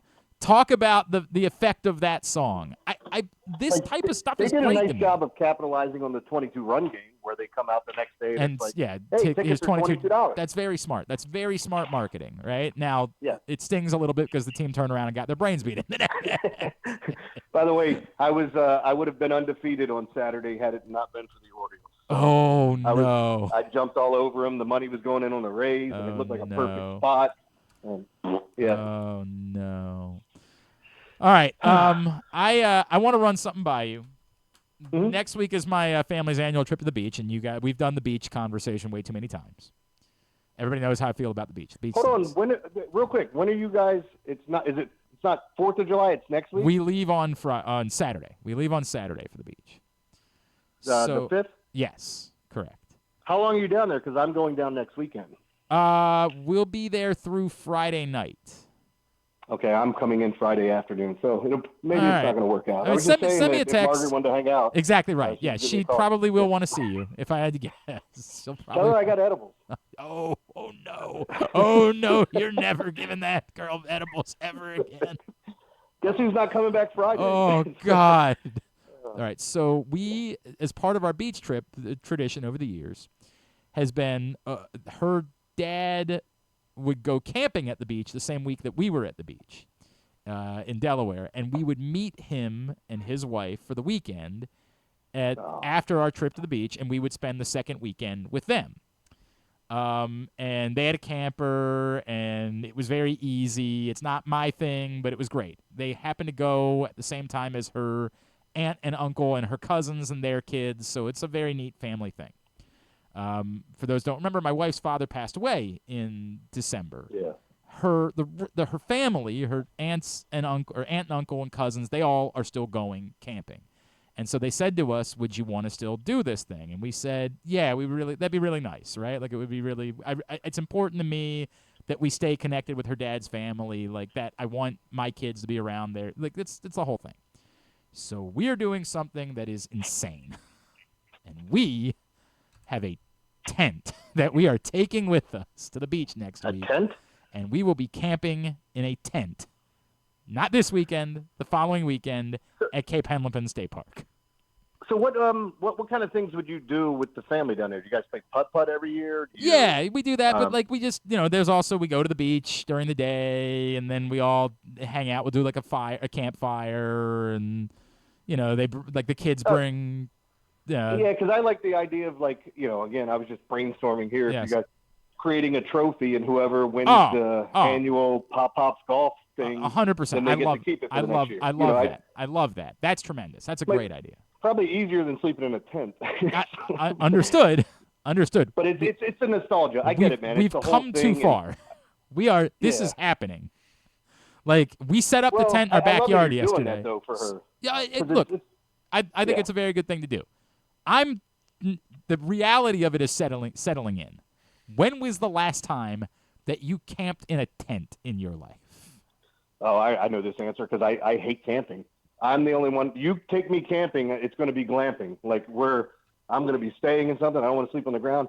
My wife got me to go on a what is it? The rapids, like whitewater rafting in West Virginia. And we went up. It was in March, so it was the beginning of the season. So it was way colder than it should have been. And we got a torrential rainstorm the night before. So I forget how they separate it. They call it like either stage 1, category 1, all the way up to 5. And so the 2s that we were going to be on ended up being 4s and 5s, and our raft ended up getting flipped and scared the hell out of me down there. But I had to get in this big-ass wetsuit. I'm giving you the roundabout reason. We slept in a tent on a bunch of rocks, and my back still isn't right since that day. And the damn tent kept folding in because of the wind, and it was almost touching my nose, like the roof of it. That was my one night sleeping out in the tent, and I'll never do it again. Oh, that sounds. So the last time we did it was, ironically, because it's going on, it was at Wimbledon. Like, that was the only way you could get into Wimbledon. Like, we went to, when I was, you can't. I do that, though. You can't buy tickets. You have to camp out the night before in order to get in. We had no idea what we were doing. We were in Paris for her. Do they pay people to wait in line for them? Do people do that? I bet there's some of that. I do bet that some of that goes on. But we were in Paris for her cousin's wedding. She was able to get me to go by saying, "Hey, Wimbledon's going on at the same time. If you'll go with me, I'll get on a train with you and we go to London to go to Wimbledon." I said, "Well, son of a bitch, I guess I'm going to Paris." Like, I guess that's happening now. And it was. I know you're a big tennis fan. It was but magical. If somebody's not a tennis fan, that should be on a list. My wife doesn't care at all about tennis, and she was enamored with the experience. Now, it also added to it. At the time I was very friendly with Bryant McKinney, and he, in a very roundabout way, is the reason why we got to spend 30 seconds with Serena Williams at Wimbledon, like, because of Bryant McKinney, and I will remember that for the rest of my life. 30 seconds of her life. 100%. She thinks about it constantly. But like the tent part, like, we didn't know what we were doing. We showed up. We're like, "Hey, we're here to camp," and they were like, "Where's your tent?" And we're like, "We're from America. We don't know what we're doing." And they were great to us. They found us a tent. They found us sleeping bags. Like, they took care of it. But it was one night, and it was just us. So, like, we got drunk. Like, it was fine. This is now with the kids in the summer. It's going to be 1,000 degrees. Yeah, the kids request, because we practiced setting up the tent yesterday so that we know we could do it. And after we set it up, the kids were like, "Well, we want to sleep in the tent tonight." And I said, "That sounds like hell." Like, what a terrible decision that is. But I'm actually going to do that. Tent, would they complain, or would they? 100%. They would not make it through the night. And that's the concern that I have, is that we're going to get to the beach and they're going to think that they can, like, go inside somewhere. Like, No, when you're there, you're there. Yes. You got fans, and what do you got? We bought portable fans. Everybody's telling us we should buy a mister too. I don't know. Yeah. I guess we're gonna have to do that. But, like, it seems like an awful lot of money to spend for one weekend of camping. Like, we're spending an awful lot of money for something that we're committed to doing one time. And I'm realizing. I think like creating that annual thing in her father's honor. Whether and look, it doesn't have to be like some sort of competition. It could be dinner at a place you guys always went. And, you know, like. But his thing was camping. That's the problem. Like he loved camping. That was his thing, and so. Well, light a bonfire on the beach or whatever, man. Just you know, like, figure out something that works. Yeah, because it would be kind of weird. Like again. I'm not trying to make light of any situation. You lose somebody and you're trying to do something to remember them. Like I'll give you an example. I dated a girl that was an Eagles fan, and somebody in their family died, like an uncle, but he had this tradition where he had a bell, and he would ring the bell every time a touchdown was scored. He'd ring it half, you know, ding, you get like a little half ring for a field goal, and then you would get the ding on extra points. And it was always something they did that I thought was so cool, and they did it in his honor. That's cool. That is cool. That is really cool. That's a neat thing. We will try to come up with some other things, but in the meantime, we're doing this, and it might be the dumbest thing I've ever done in my life. Like this, legitimately create something selfish. Like he would have wanted us all to go to this strip club tonight. Leave the kids at home. He loved it. It was his favorite place. You guys didn't know that. I did go out with her dad all the time. We went out to the brewery like once a month. I would absolutely love to sell her on that. Like, remember how I told you that we were going to the brewery every time? We were actually going to Fantasies. We still drank. Did I see that? What's their closing Escape? You and I. How do you and I not buy Escape? The two of us should 1,000% purchase Escape. Can we afford it? Well, it can't. Come on, man. It can't be. I haven't been in 20 years, but like, there's no way that it's. I only walked in there once for like 10 minutes. I never went to like a lot of those strip clubs over there. I went to the ones in Dundalk where the girls have C-section cars and they're dancing for formula. But no, like I'm not people be surprised. And I know a lot of people say this, I'm not a strip club guy. Now, when it's a bachelor party and everyone's going, I'm all aboard. Sure. But like, you're not going to randomly find me on a Thursday afternoon. You know what my thing, this is a weird thing. I'm a strip club person if I'm with a woman who wants to go to the strip club. I like that. Yeah, that's the best. That's the best, man. Like when they're having a good time. I think I told this story before, but I've told you the story about the salesperson that lived at the radio station. Correct? Yeah, I think you told me about that. I don't remember the. Drew and I were doing the show. Drew and I were doing the show one morning, and a gentleman just walked up from the basement in the middle of the show. And we said, that's right. "Is this guy here to shoot us?" And it turns out you did tell me that. Now I know who it is too. He worked there. He also worked as a bouncer at the strip club, and he asked me if I would come be a judge for amateur night. And as you would imagine, it was me and Kirk McEwen. Of course it was, right? Like it's always Kirk McEwen. But I went the first time with my wife, and I was just giving them the scores, and I'm like, she seems nice enough. She took her clothes off. 10, right? Like, who am I to judge? Here's a 10. Let me see you naked. Yeah. And my wife was furious. My wife. You give somebody a 10? Yep. She said, she's ugly. She's a 6. Like, my wife. So she was just mad at the score, not that you gave another woman a 10. No. She was mad at the score. She took control. And then she demanded to know any time that I was going to amateur night because she was going to go with me to be the real judge at amateur night. That was fun. That seems like I always got asked to do the bikini contest. No, at Pimlico, everybody's like, man, it's awesome. They wanted me to MC it, keep the crowd into it, and I did it a couple years until I had to have all my wisdom teeth cut out, and like an emergency surgery on a Friday morning. But like, I went there and I did it every year, and then all of a sudden, the one year I didn't do it, they paid somebody to do it. Shut up! $500. Shut up! And I'm going like, wait a minute, you guys never offered to pay me once, and then they asked me to come back the next year and didn't offer me money. Of course I they said, did. no, I'm not doing it. Of course they didn't. No doubt. All right, what are we plugging? What's going on in your world?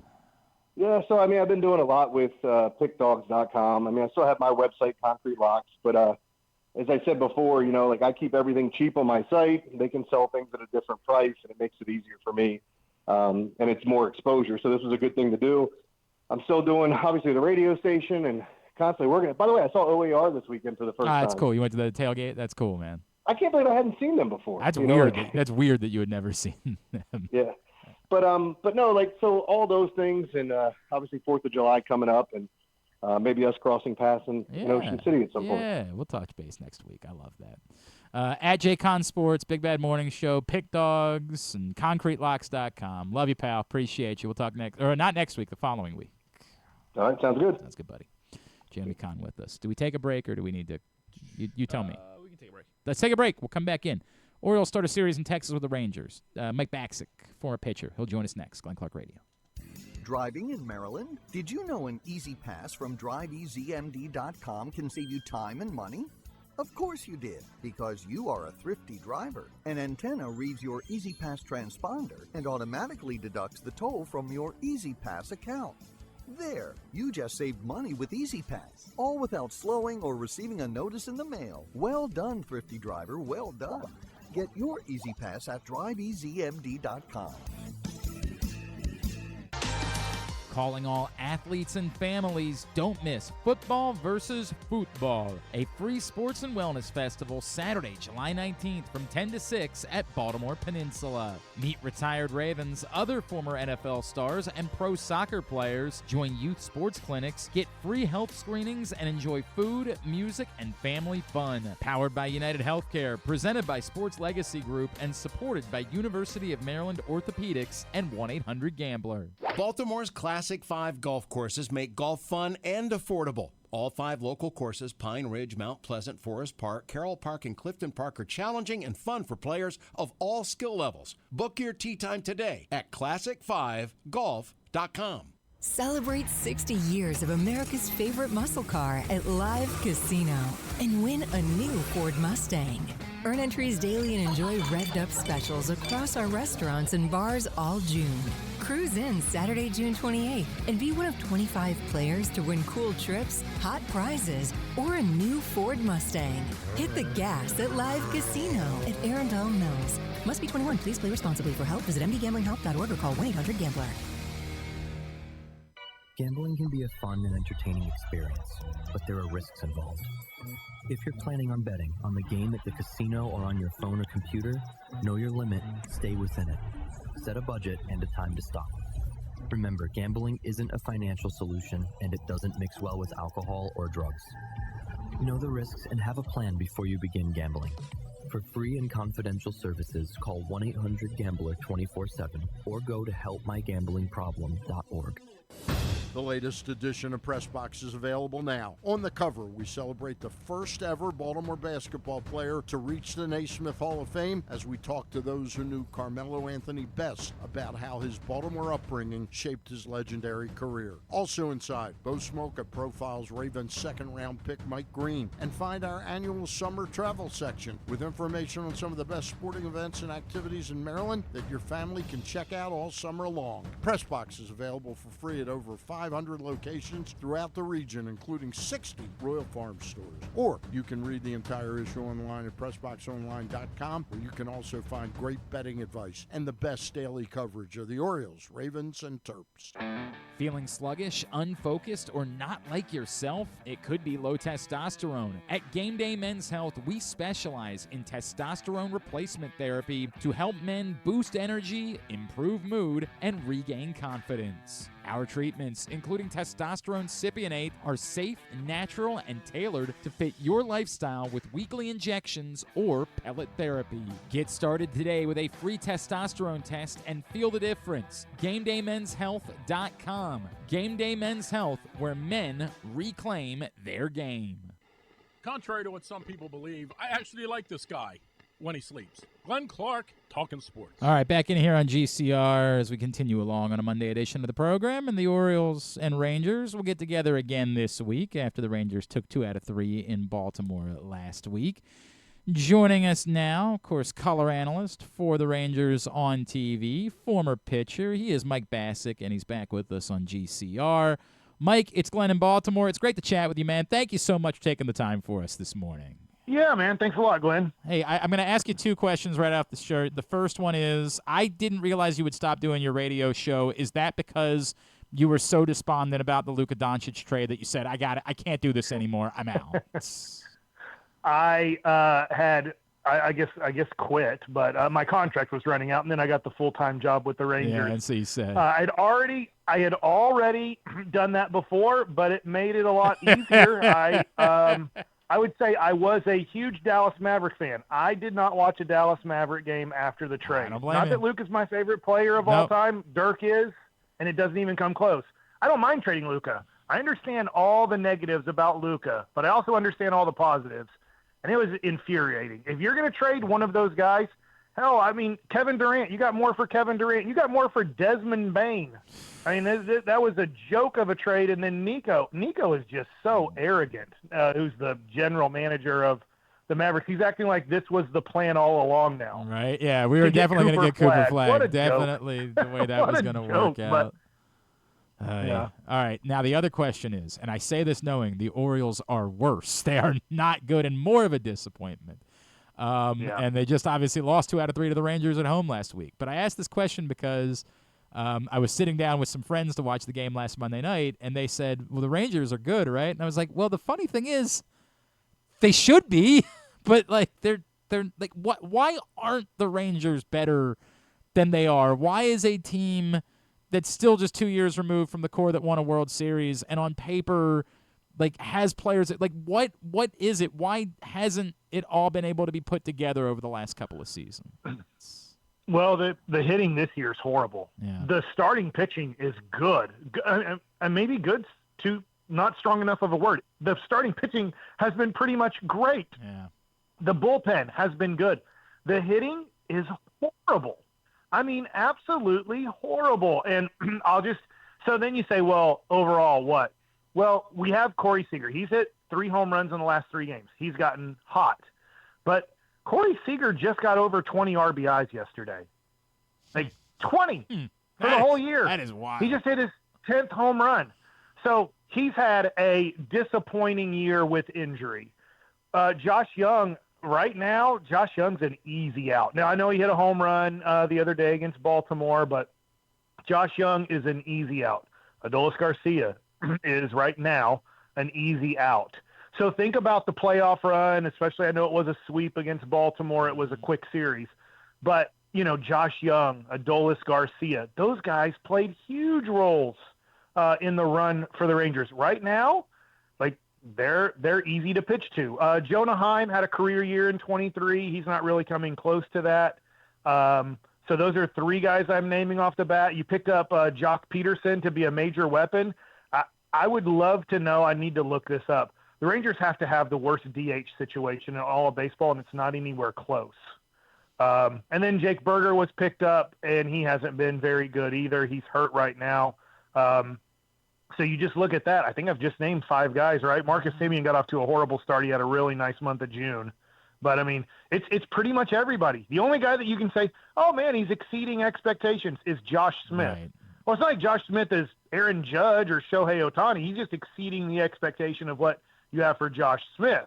He's not like, oh, man, this guy's awesome. He's just having a very good year again. And you brought up all those guys that were hell for the Orioles. I guess Evan Carter is still one of those guys that's still performing at the level that you would expect. Yeah, he has. It's scary because at his age, only 22 years old, he has back issues.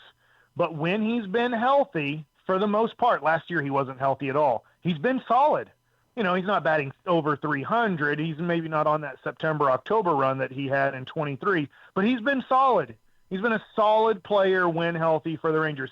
Wyatt Langford, kind of having to deal with maybe what you guys are dealing with Jackson Holiday. It hasn't been spectacular like you hoped as a top 5 prospect in all of baseball, but you see the potential, you see the ability, you see some games, but the consistent productivity at an all-star level you want from maybe a Jackson Holiday in Baltimore or from Wyatt Langford here in Texas, you're not getting, but I'm not going to put this season on them. I'm putting it more on Seager, Semien, Young, Garcia, Peterson, Berger, these veteran guys who are supposed to lead your team offensively. Literally everybody being nice is underperforming expectations. Mike Bacsik is with us here on GCR. So, Mike, with all that said, we talk about this with the Orioles are terrible, and we still talk about but they're not out of it because the American League is just kind of mid this year. We remember this wasn't a Rangers team that was overwhelming when they did make that World Series run a couple years ago. What is the thought process about how they go about approaching things leading up to the end of July? Well, I would say you guys are in a better situation than the Rangers, and this is why. My opinion. I think the Orioles season is over. Right. You guys aren't making the playoffs. That makes it easier on your front office to be sellers and to think about 2026. You guys still have a good young core with Gunnar Henderson. I don't know what in the world happened to Adley Rutschman. That's a question you guys probably ask all the time. We could use some help on that one. Yeah, but you guys have Jackson Holiday. You guys have, some younger guys that you can look at and say, hey, we need this or need that. I don't know what ownership is doing there with spending money. You guys should have spent money. I think it's stupid what your ownership is doing there. You guys have a great core that you're not adding to. It's weird to me. But at least you know your direction. Here's the situation with the Rangers just being a few games under 500. What's the direction they take? They really can't be buyers. They are right at the number of $240 million that they cannot go over. It'd be the third time they go over, and there's major penalties for that. So the Rangers cannot add to this team without subtracting from this team. That makes it very difficult on Chris Young, the president of baseball operations. So if you're like, well, what if the Rangers added Marcell Ozuna? What if they added this guy? What if they added that guy? To add those guys, they have to subtract money off of their team. They cannot add money to this team where the ownership wants to be this year. Next year, I hope they go back or go close to $300 million. I don't know if they will, but that's kind of what we're being told, is that this team cannot go over kind of that $240 million marker. That's about where they're at. So this is the team. But I think looking at it, it's been over 80 games. You have a couple weeks until the All-Star break, or about 11 days, and then you have a couple weeks after. If this team isn't 5 games over 500 by, let's say, July 25th, I think the Rangers should sell and think about 2026. You'll still have DeGrom. You'll still have Eovaldi. Leiter and Rocker are developing, to me, very well. So I look at it and go, that's 4 starting pitchers. That's great. And then if I can add $50 million to this team and it subtract some of these offensive weapons that just are not performing like 2023, I know I'm getting very, specific here. The Japanese third baseman is like an MVP guy over there. He'll probably go to the Dodgers. Yeah. But like, that's a guy that I would love for the Rangers to take a big risk on. But that would have to be Josh Young not playing third base next year and opening up third base.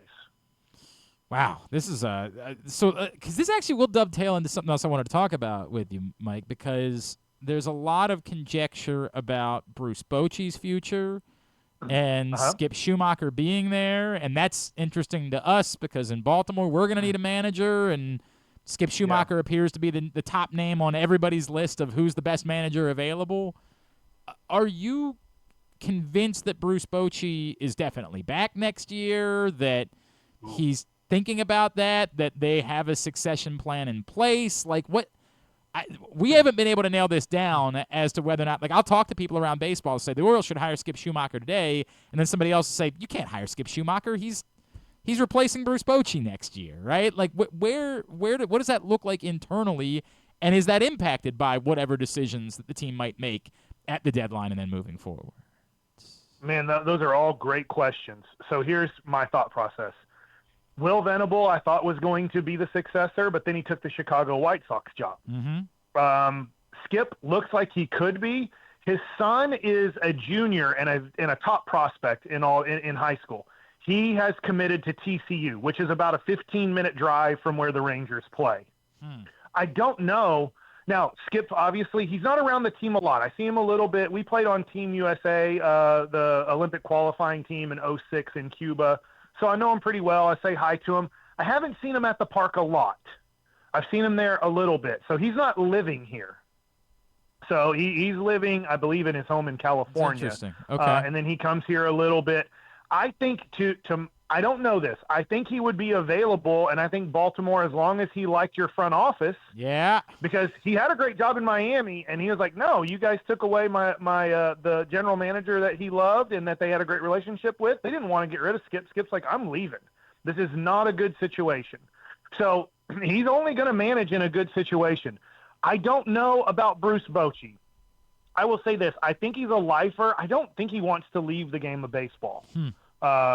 And so I will say, I'm making up this number.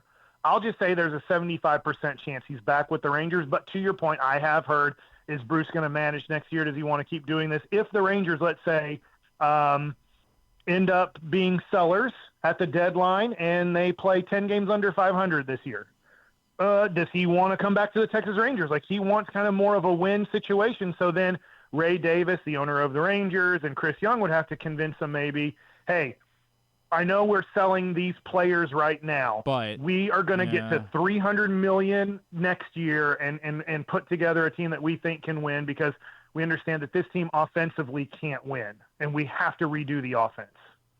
That's really, boy, there's so much there, but that's a really fascinating look at things. One of the scary things about what you just brought up, Mike, is I've heard this. I've talked to 3 different people that know Skip Schumaker, and 2 of them had said directly to me he would never go to Baltimore. And I said, why not? And he said, because that's not the situation front office-wise that he would want to work with. He wouldn't want to work in a place where the general manager has all of the control. He wants to be involved in the process, and that's why it works so well, to your point, with Kim Ng in Miami, is that she was willing to collaborate with him. And I'm enamored with Skip Schumaker, right? I think he really is. He does fit exactly the profile of what we want in Baltimore for the next manager. It's just a terrifying thought that, to your point, he would say, I'm not just taking the job because you've got Gunnar Henderson. I will take a job when I think I'm in the exact right situation that I should be in order to get a job. Yeah, and that's where I think Skip is one of if I'm Baltimore and a fan of Baltimore, I'm begging for Skip Schumaker to lead my team the next 5+ years. But Skip left a job that he had. It's not like I have to be a manager. He's going to pick the spot he wants. I think Texas, there's a good possibility that he's in line to be the next manager of the Rangers, but Will Venable left, and we thought he was the next manager of the Rangers after 2023. Yeah. I don't know. Like, Skip, if he gets the right opportunity and the right job, I don't think he's just going to stick around going, well, I'll just wait till Bruce Bochy retires to take the Rangers job. Yeah, that's a really interesting thought, man. It was great to see our buddy Jacob Webb last week, and he hopped on the show. It was good to catch up with him. I know it's been... Yeah, he's awesome. Yeah, like, I don't know that I would say he's been dominant, but it seems like, given the fact that it's not... I guess I should say he's an awesome person. Yeah. I just stopped at it. He's awesome. I was saying, like, he's a really good guy. I've loved to get to know him. Yeah, he's an up-and-down reliever. I like him as a reliever, but he's a great person. Great person, and obviously worked out of a tough spot in that Monday night game last week, but... it was we miss him here. That's all I can say. We miss him in Baltimore. Mike, looking forward to it. Always appreciate taking the time for us this morning. Is there anything we can plug for you, man? No, man. I just I'm doing the games and just enjoying life, enjoying getting back into the baseball schedule. I haven't done it in 13 years, but back on the planes and back in the hotels. That doesn't seem like a bad way to spend some time, man. That seems like it's pretty decent. Mike, appreciate you, man. Thank you for hopping on with us. Let's talk again real soon, all right? Yes, sir. Have a great one. Mike Bacsik, Rangers color analyst, with us here on GCR. I always say this, like it's not Skip Schumaker or bust in Baltimore. Hire a great manager. But it is really concerning, the thought process that you couldn't get Skip Schumaker if he was the right manager. And that's not obviously what Mike Bacsik said, but he did point out, like what a lot of other people have pointed out, that the situation might be a problem. And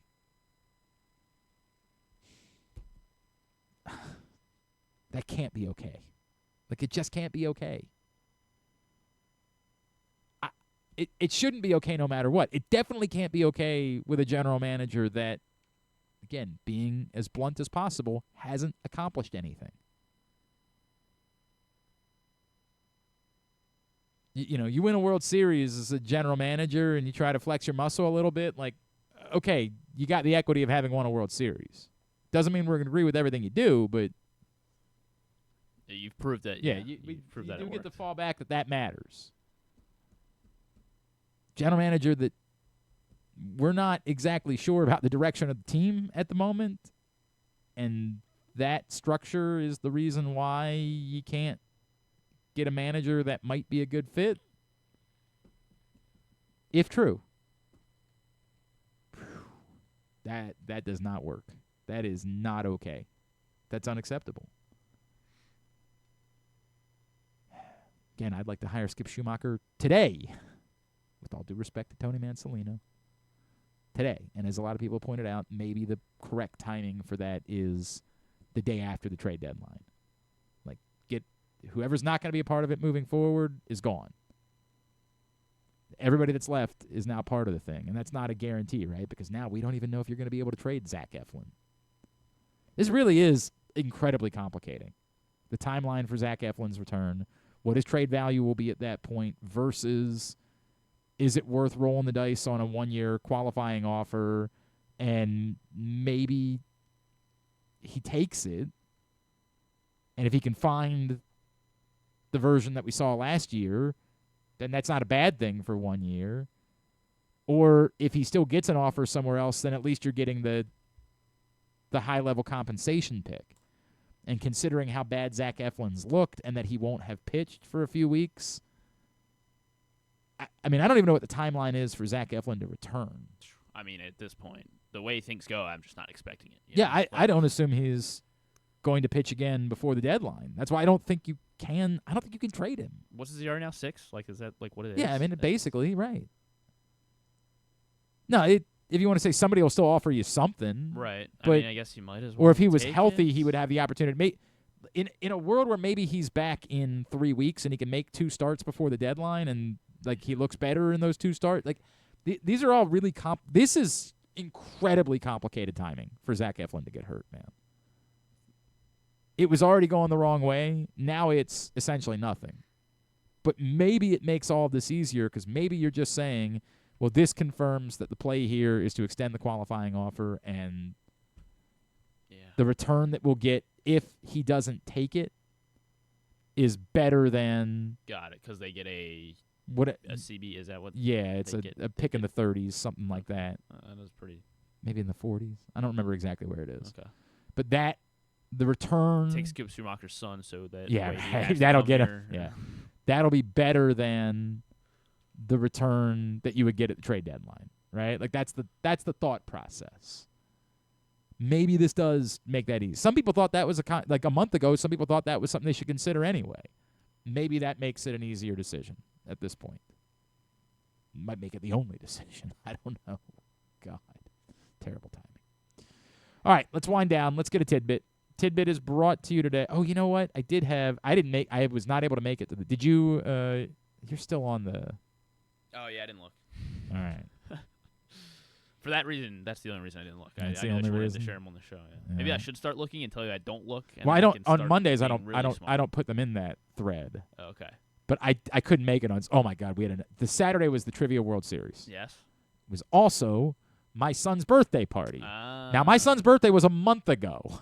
A month. And I'm pretty sure we had parties. But on like Thursday of last week, I said to my wife, "Hey, I was like, we have the same birthday." Yeah. Well, no. Well, yours is Sunday, right? Yeah.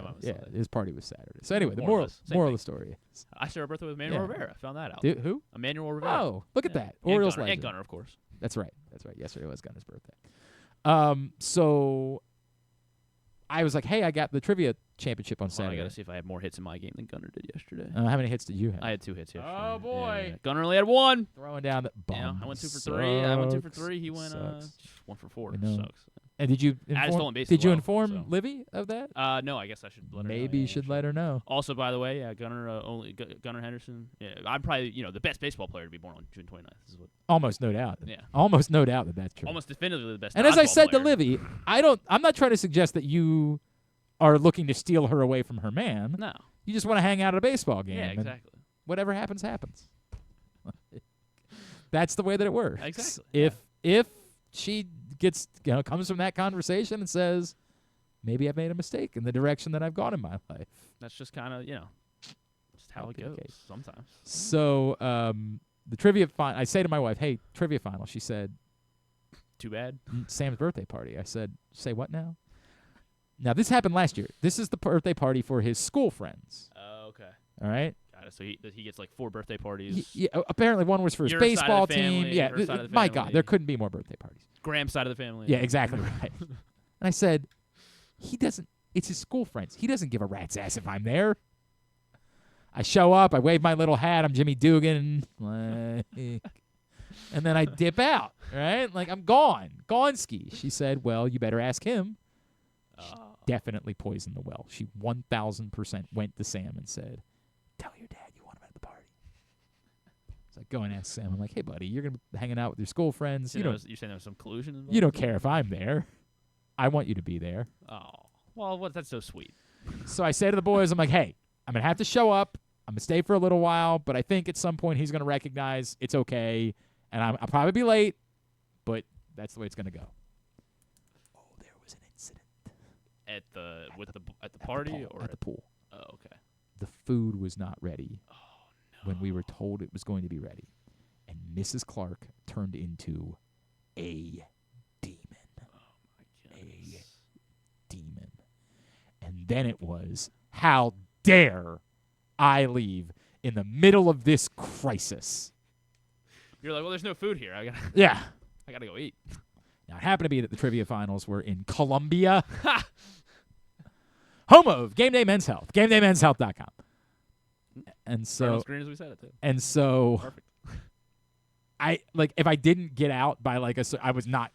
It was pointless, and so the very slow realization for me of I'm not gonna end. I'm gonna miss it. I'm gonna miss it. And I might have cost the team because there were a few that I definitely would have been able to help with. But the final is the one that hurts me the most because I didn't know it, but I guessed it, and it was correct, and it was a good guess, and their guess was bad. The final was trying to top his father's Heisman Trophy win. What entertainer was once named People Magazine's sexiest man alive? What entertainer? Trying to top his father's Heisman Trophy win. What entertainer was once named People's sexiest man alive? So did he successfully top? Do you think sexiest man alive is a better? I don't know. Award I don't know. That's not related. It's really the question is what entertainer was once named sexiest man alive whose father was a Heisman Trophy winner? I don't think Cedric the entertainer is an entertainer. You are right about that part. He is an entertainer. But I don't think his dad won a Heisman Trophy. I don't think he was also named sexiest man alive. It wasn't. I don't think he never. I think he was 0 for 2 on the qualifications here. I don't know. The Rock? That was what they guessed. Oh. The Rock's dad definitely did not play football. Okay. Yeah, it was. Did not play football. He was a pro wrestler. He was not a football player before that. But The Rock did win sexiest man alive.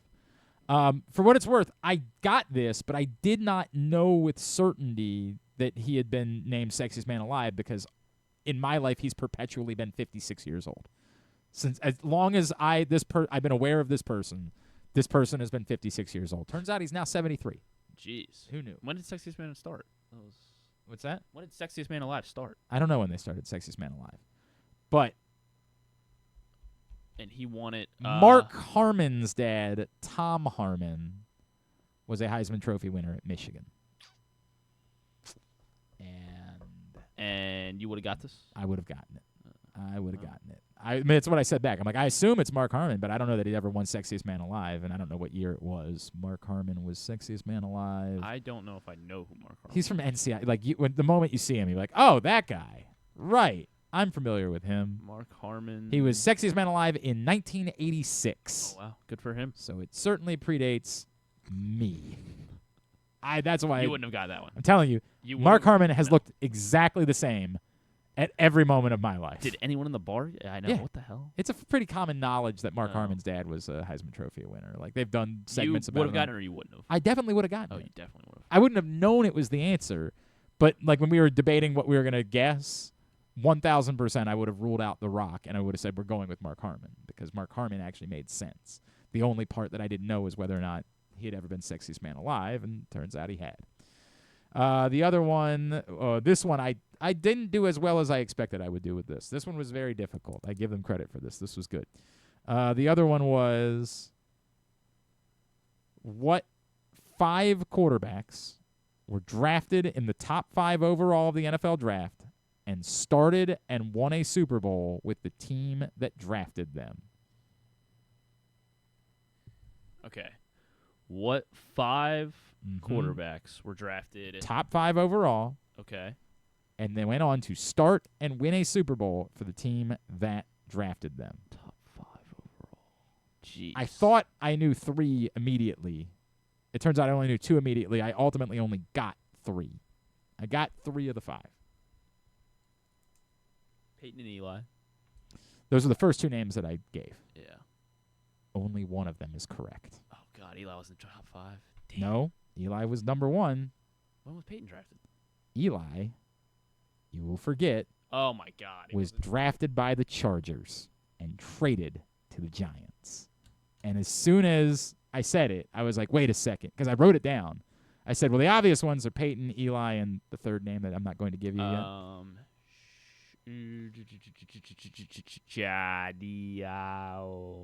Steve Young? I don't know. Not Steve Young. Joe Montana? It's not. Neither of them qualify. Oh, I have man. a pen here. It is tough. Top 5. It is tough. It is tough. One other one to me was super obvious. I guess, it must have been like in the 90s or something. Or like when he won. Yeah, it was. Aikman. Troy Aikman, Okay. number 1 overall pick. So Aikman and Peyton. Aikman and Peyton. The third one I got, at this point I was kind of guessing. Yeah. Theismann? I don't know. Not Joe Theismann.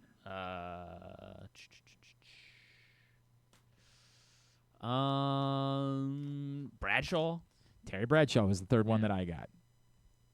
I think that was your 5th guess. So I think technically, no, you guessed Montana and Young. Take it back. You would not have gotten. So you only got 2. I was Sorry. just joshing with those Just out of here, Josh. You only got 2. The other 2 I did not get. How about probably not this millennium. I have any of them. I'm trying to think. Ben Roethlisberger. No, Ben was not a top 5 pick. What was he drafted? He's in the teens, if I remember correctly. All right, sure. I'll wave the flag, I guess. All right. The other 2 were this one. I could have maybe come up with Bob Greasy at some point. Staubach, maybe. I don't know. Not Roger Staubach. He was not a top 5 pick.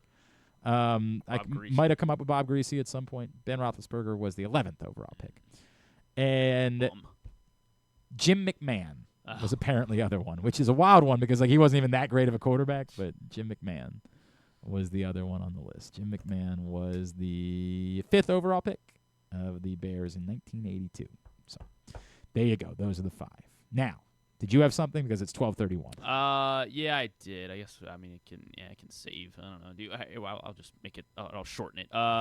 What's his face? Tarek Skubal, really good last night on Sunday Night Baseball. 13 strikeouts, 7 shutty. How about it? For Tarek Skubal, his 3rd. What a weird weekend for Kevin Brown. He had to come into town to do 1 game.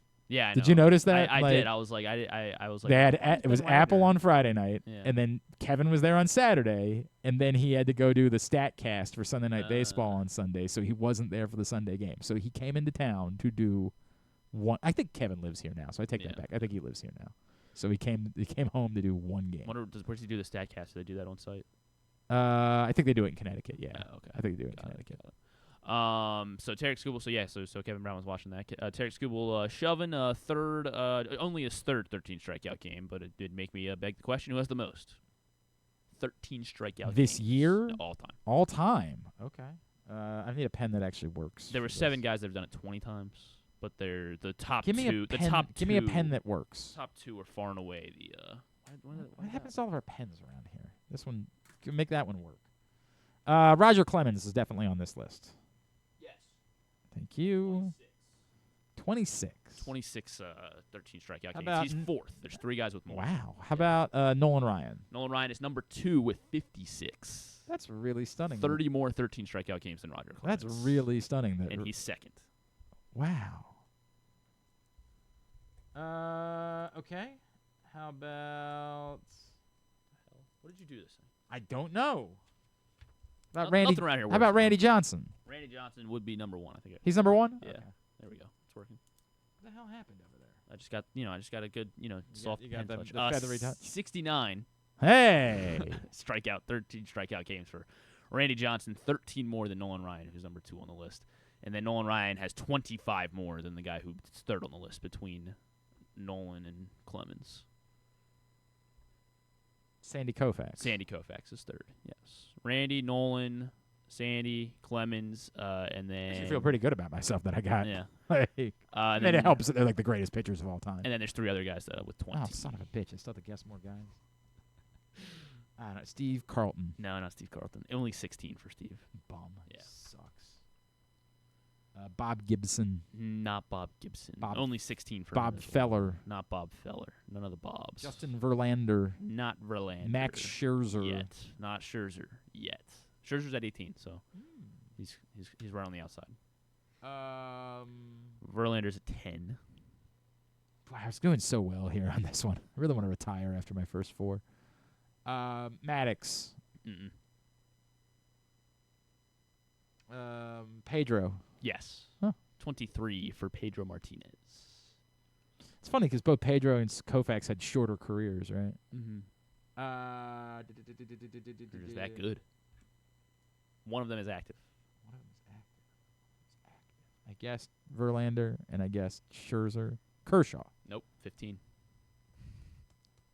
Chris Sale. Chris Sale has 13 strikeout games. Then the other guy on this list tied with Sale at 20. He was a Cleveland baseball player in the 60s and 70s. And I don't know a whole lot else about him. Cleveland in the 60s. Like, I mean, obviously he was a great pitcher, but I. In the 60s and 70s. Wait a minute. Why is he wearing a? He's wearing a Reds hat on his Wikipedia. No, that's just that was the C that Cleveland used. It looks exactly like the Cincinnati Reds C.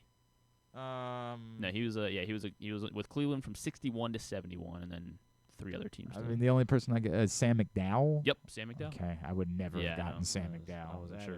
That is I didn't have any other hints to give you outside of he was with Cleveland. That's wild, man. All right, very good. We got it. Come on, man. Let's go. Tubular.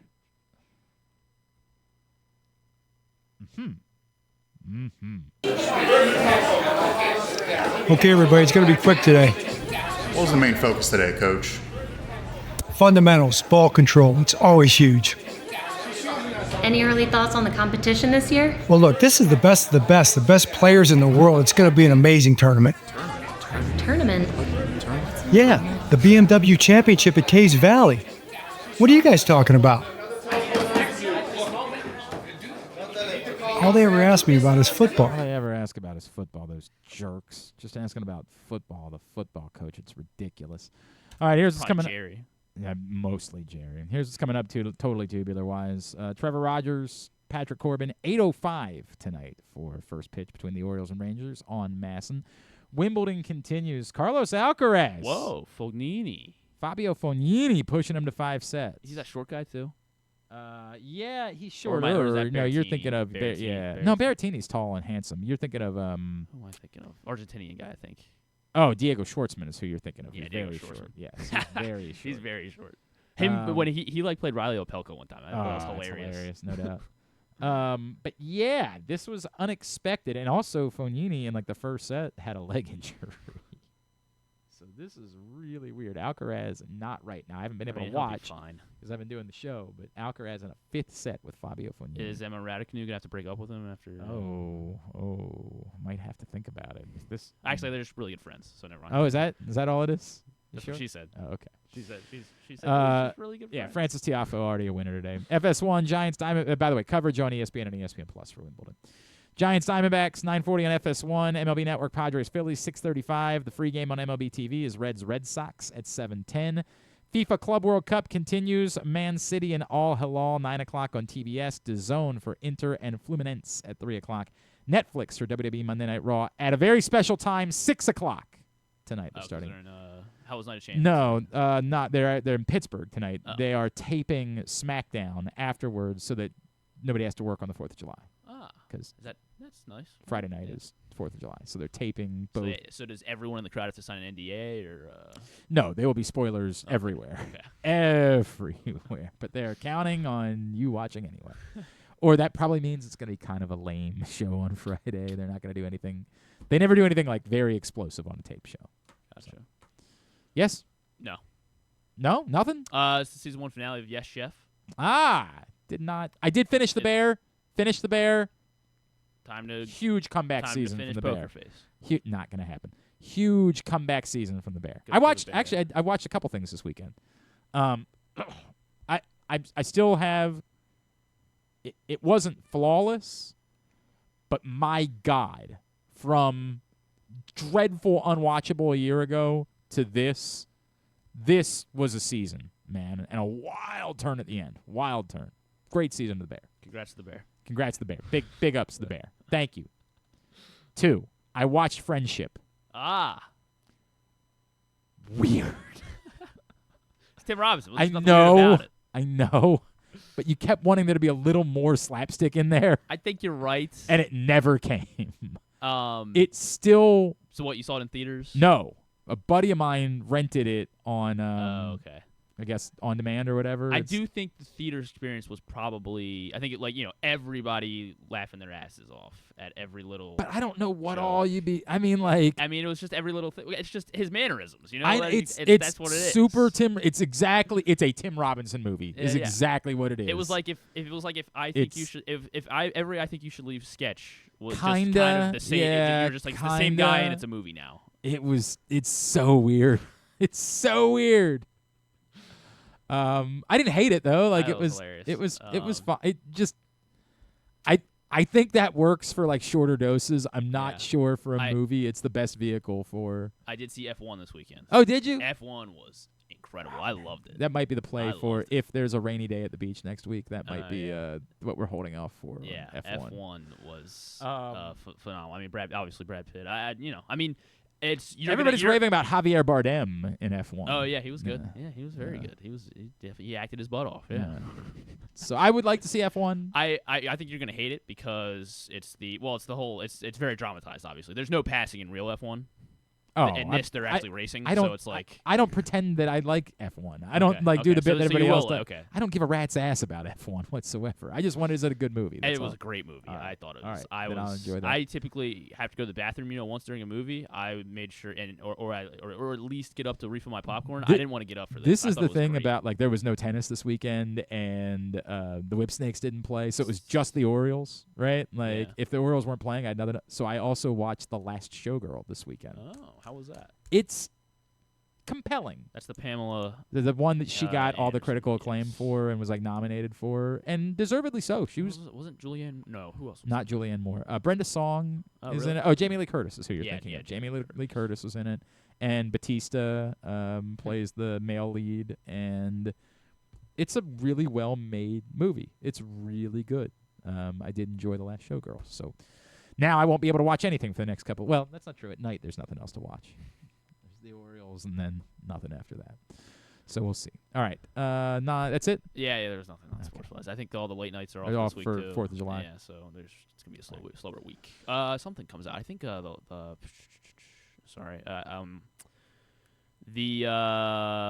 movie that you didn't see that everybody saw, Sinners. Sinners, I think, is streaming this week. Oh, is it? But on demand or streaming? Streaming. Oh. Yeah, I think. So I can watch it? Yes. Okay, done. That'll happen. I gotta double check myself.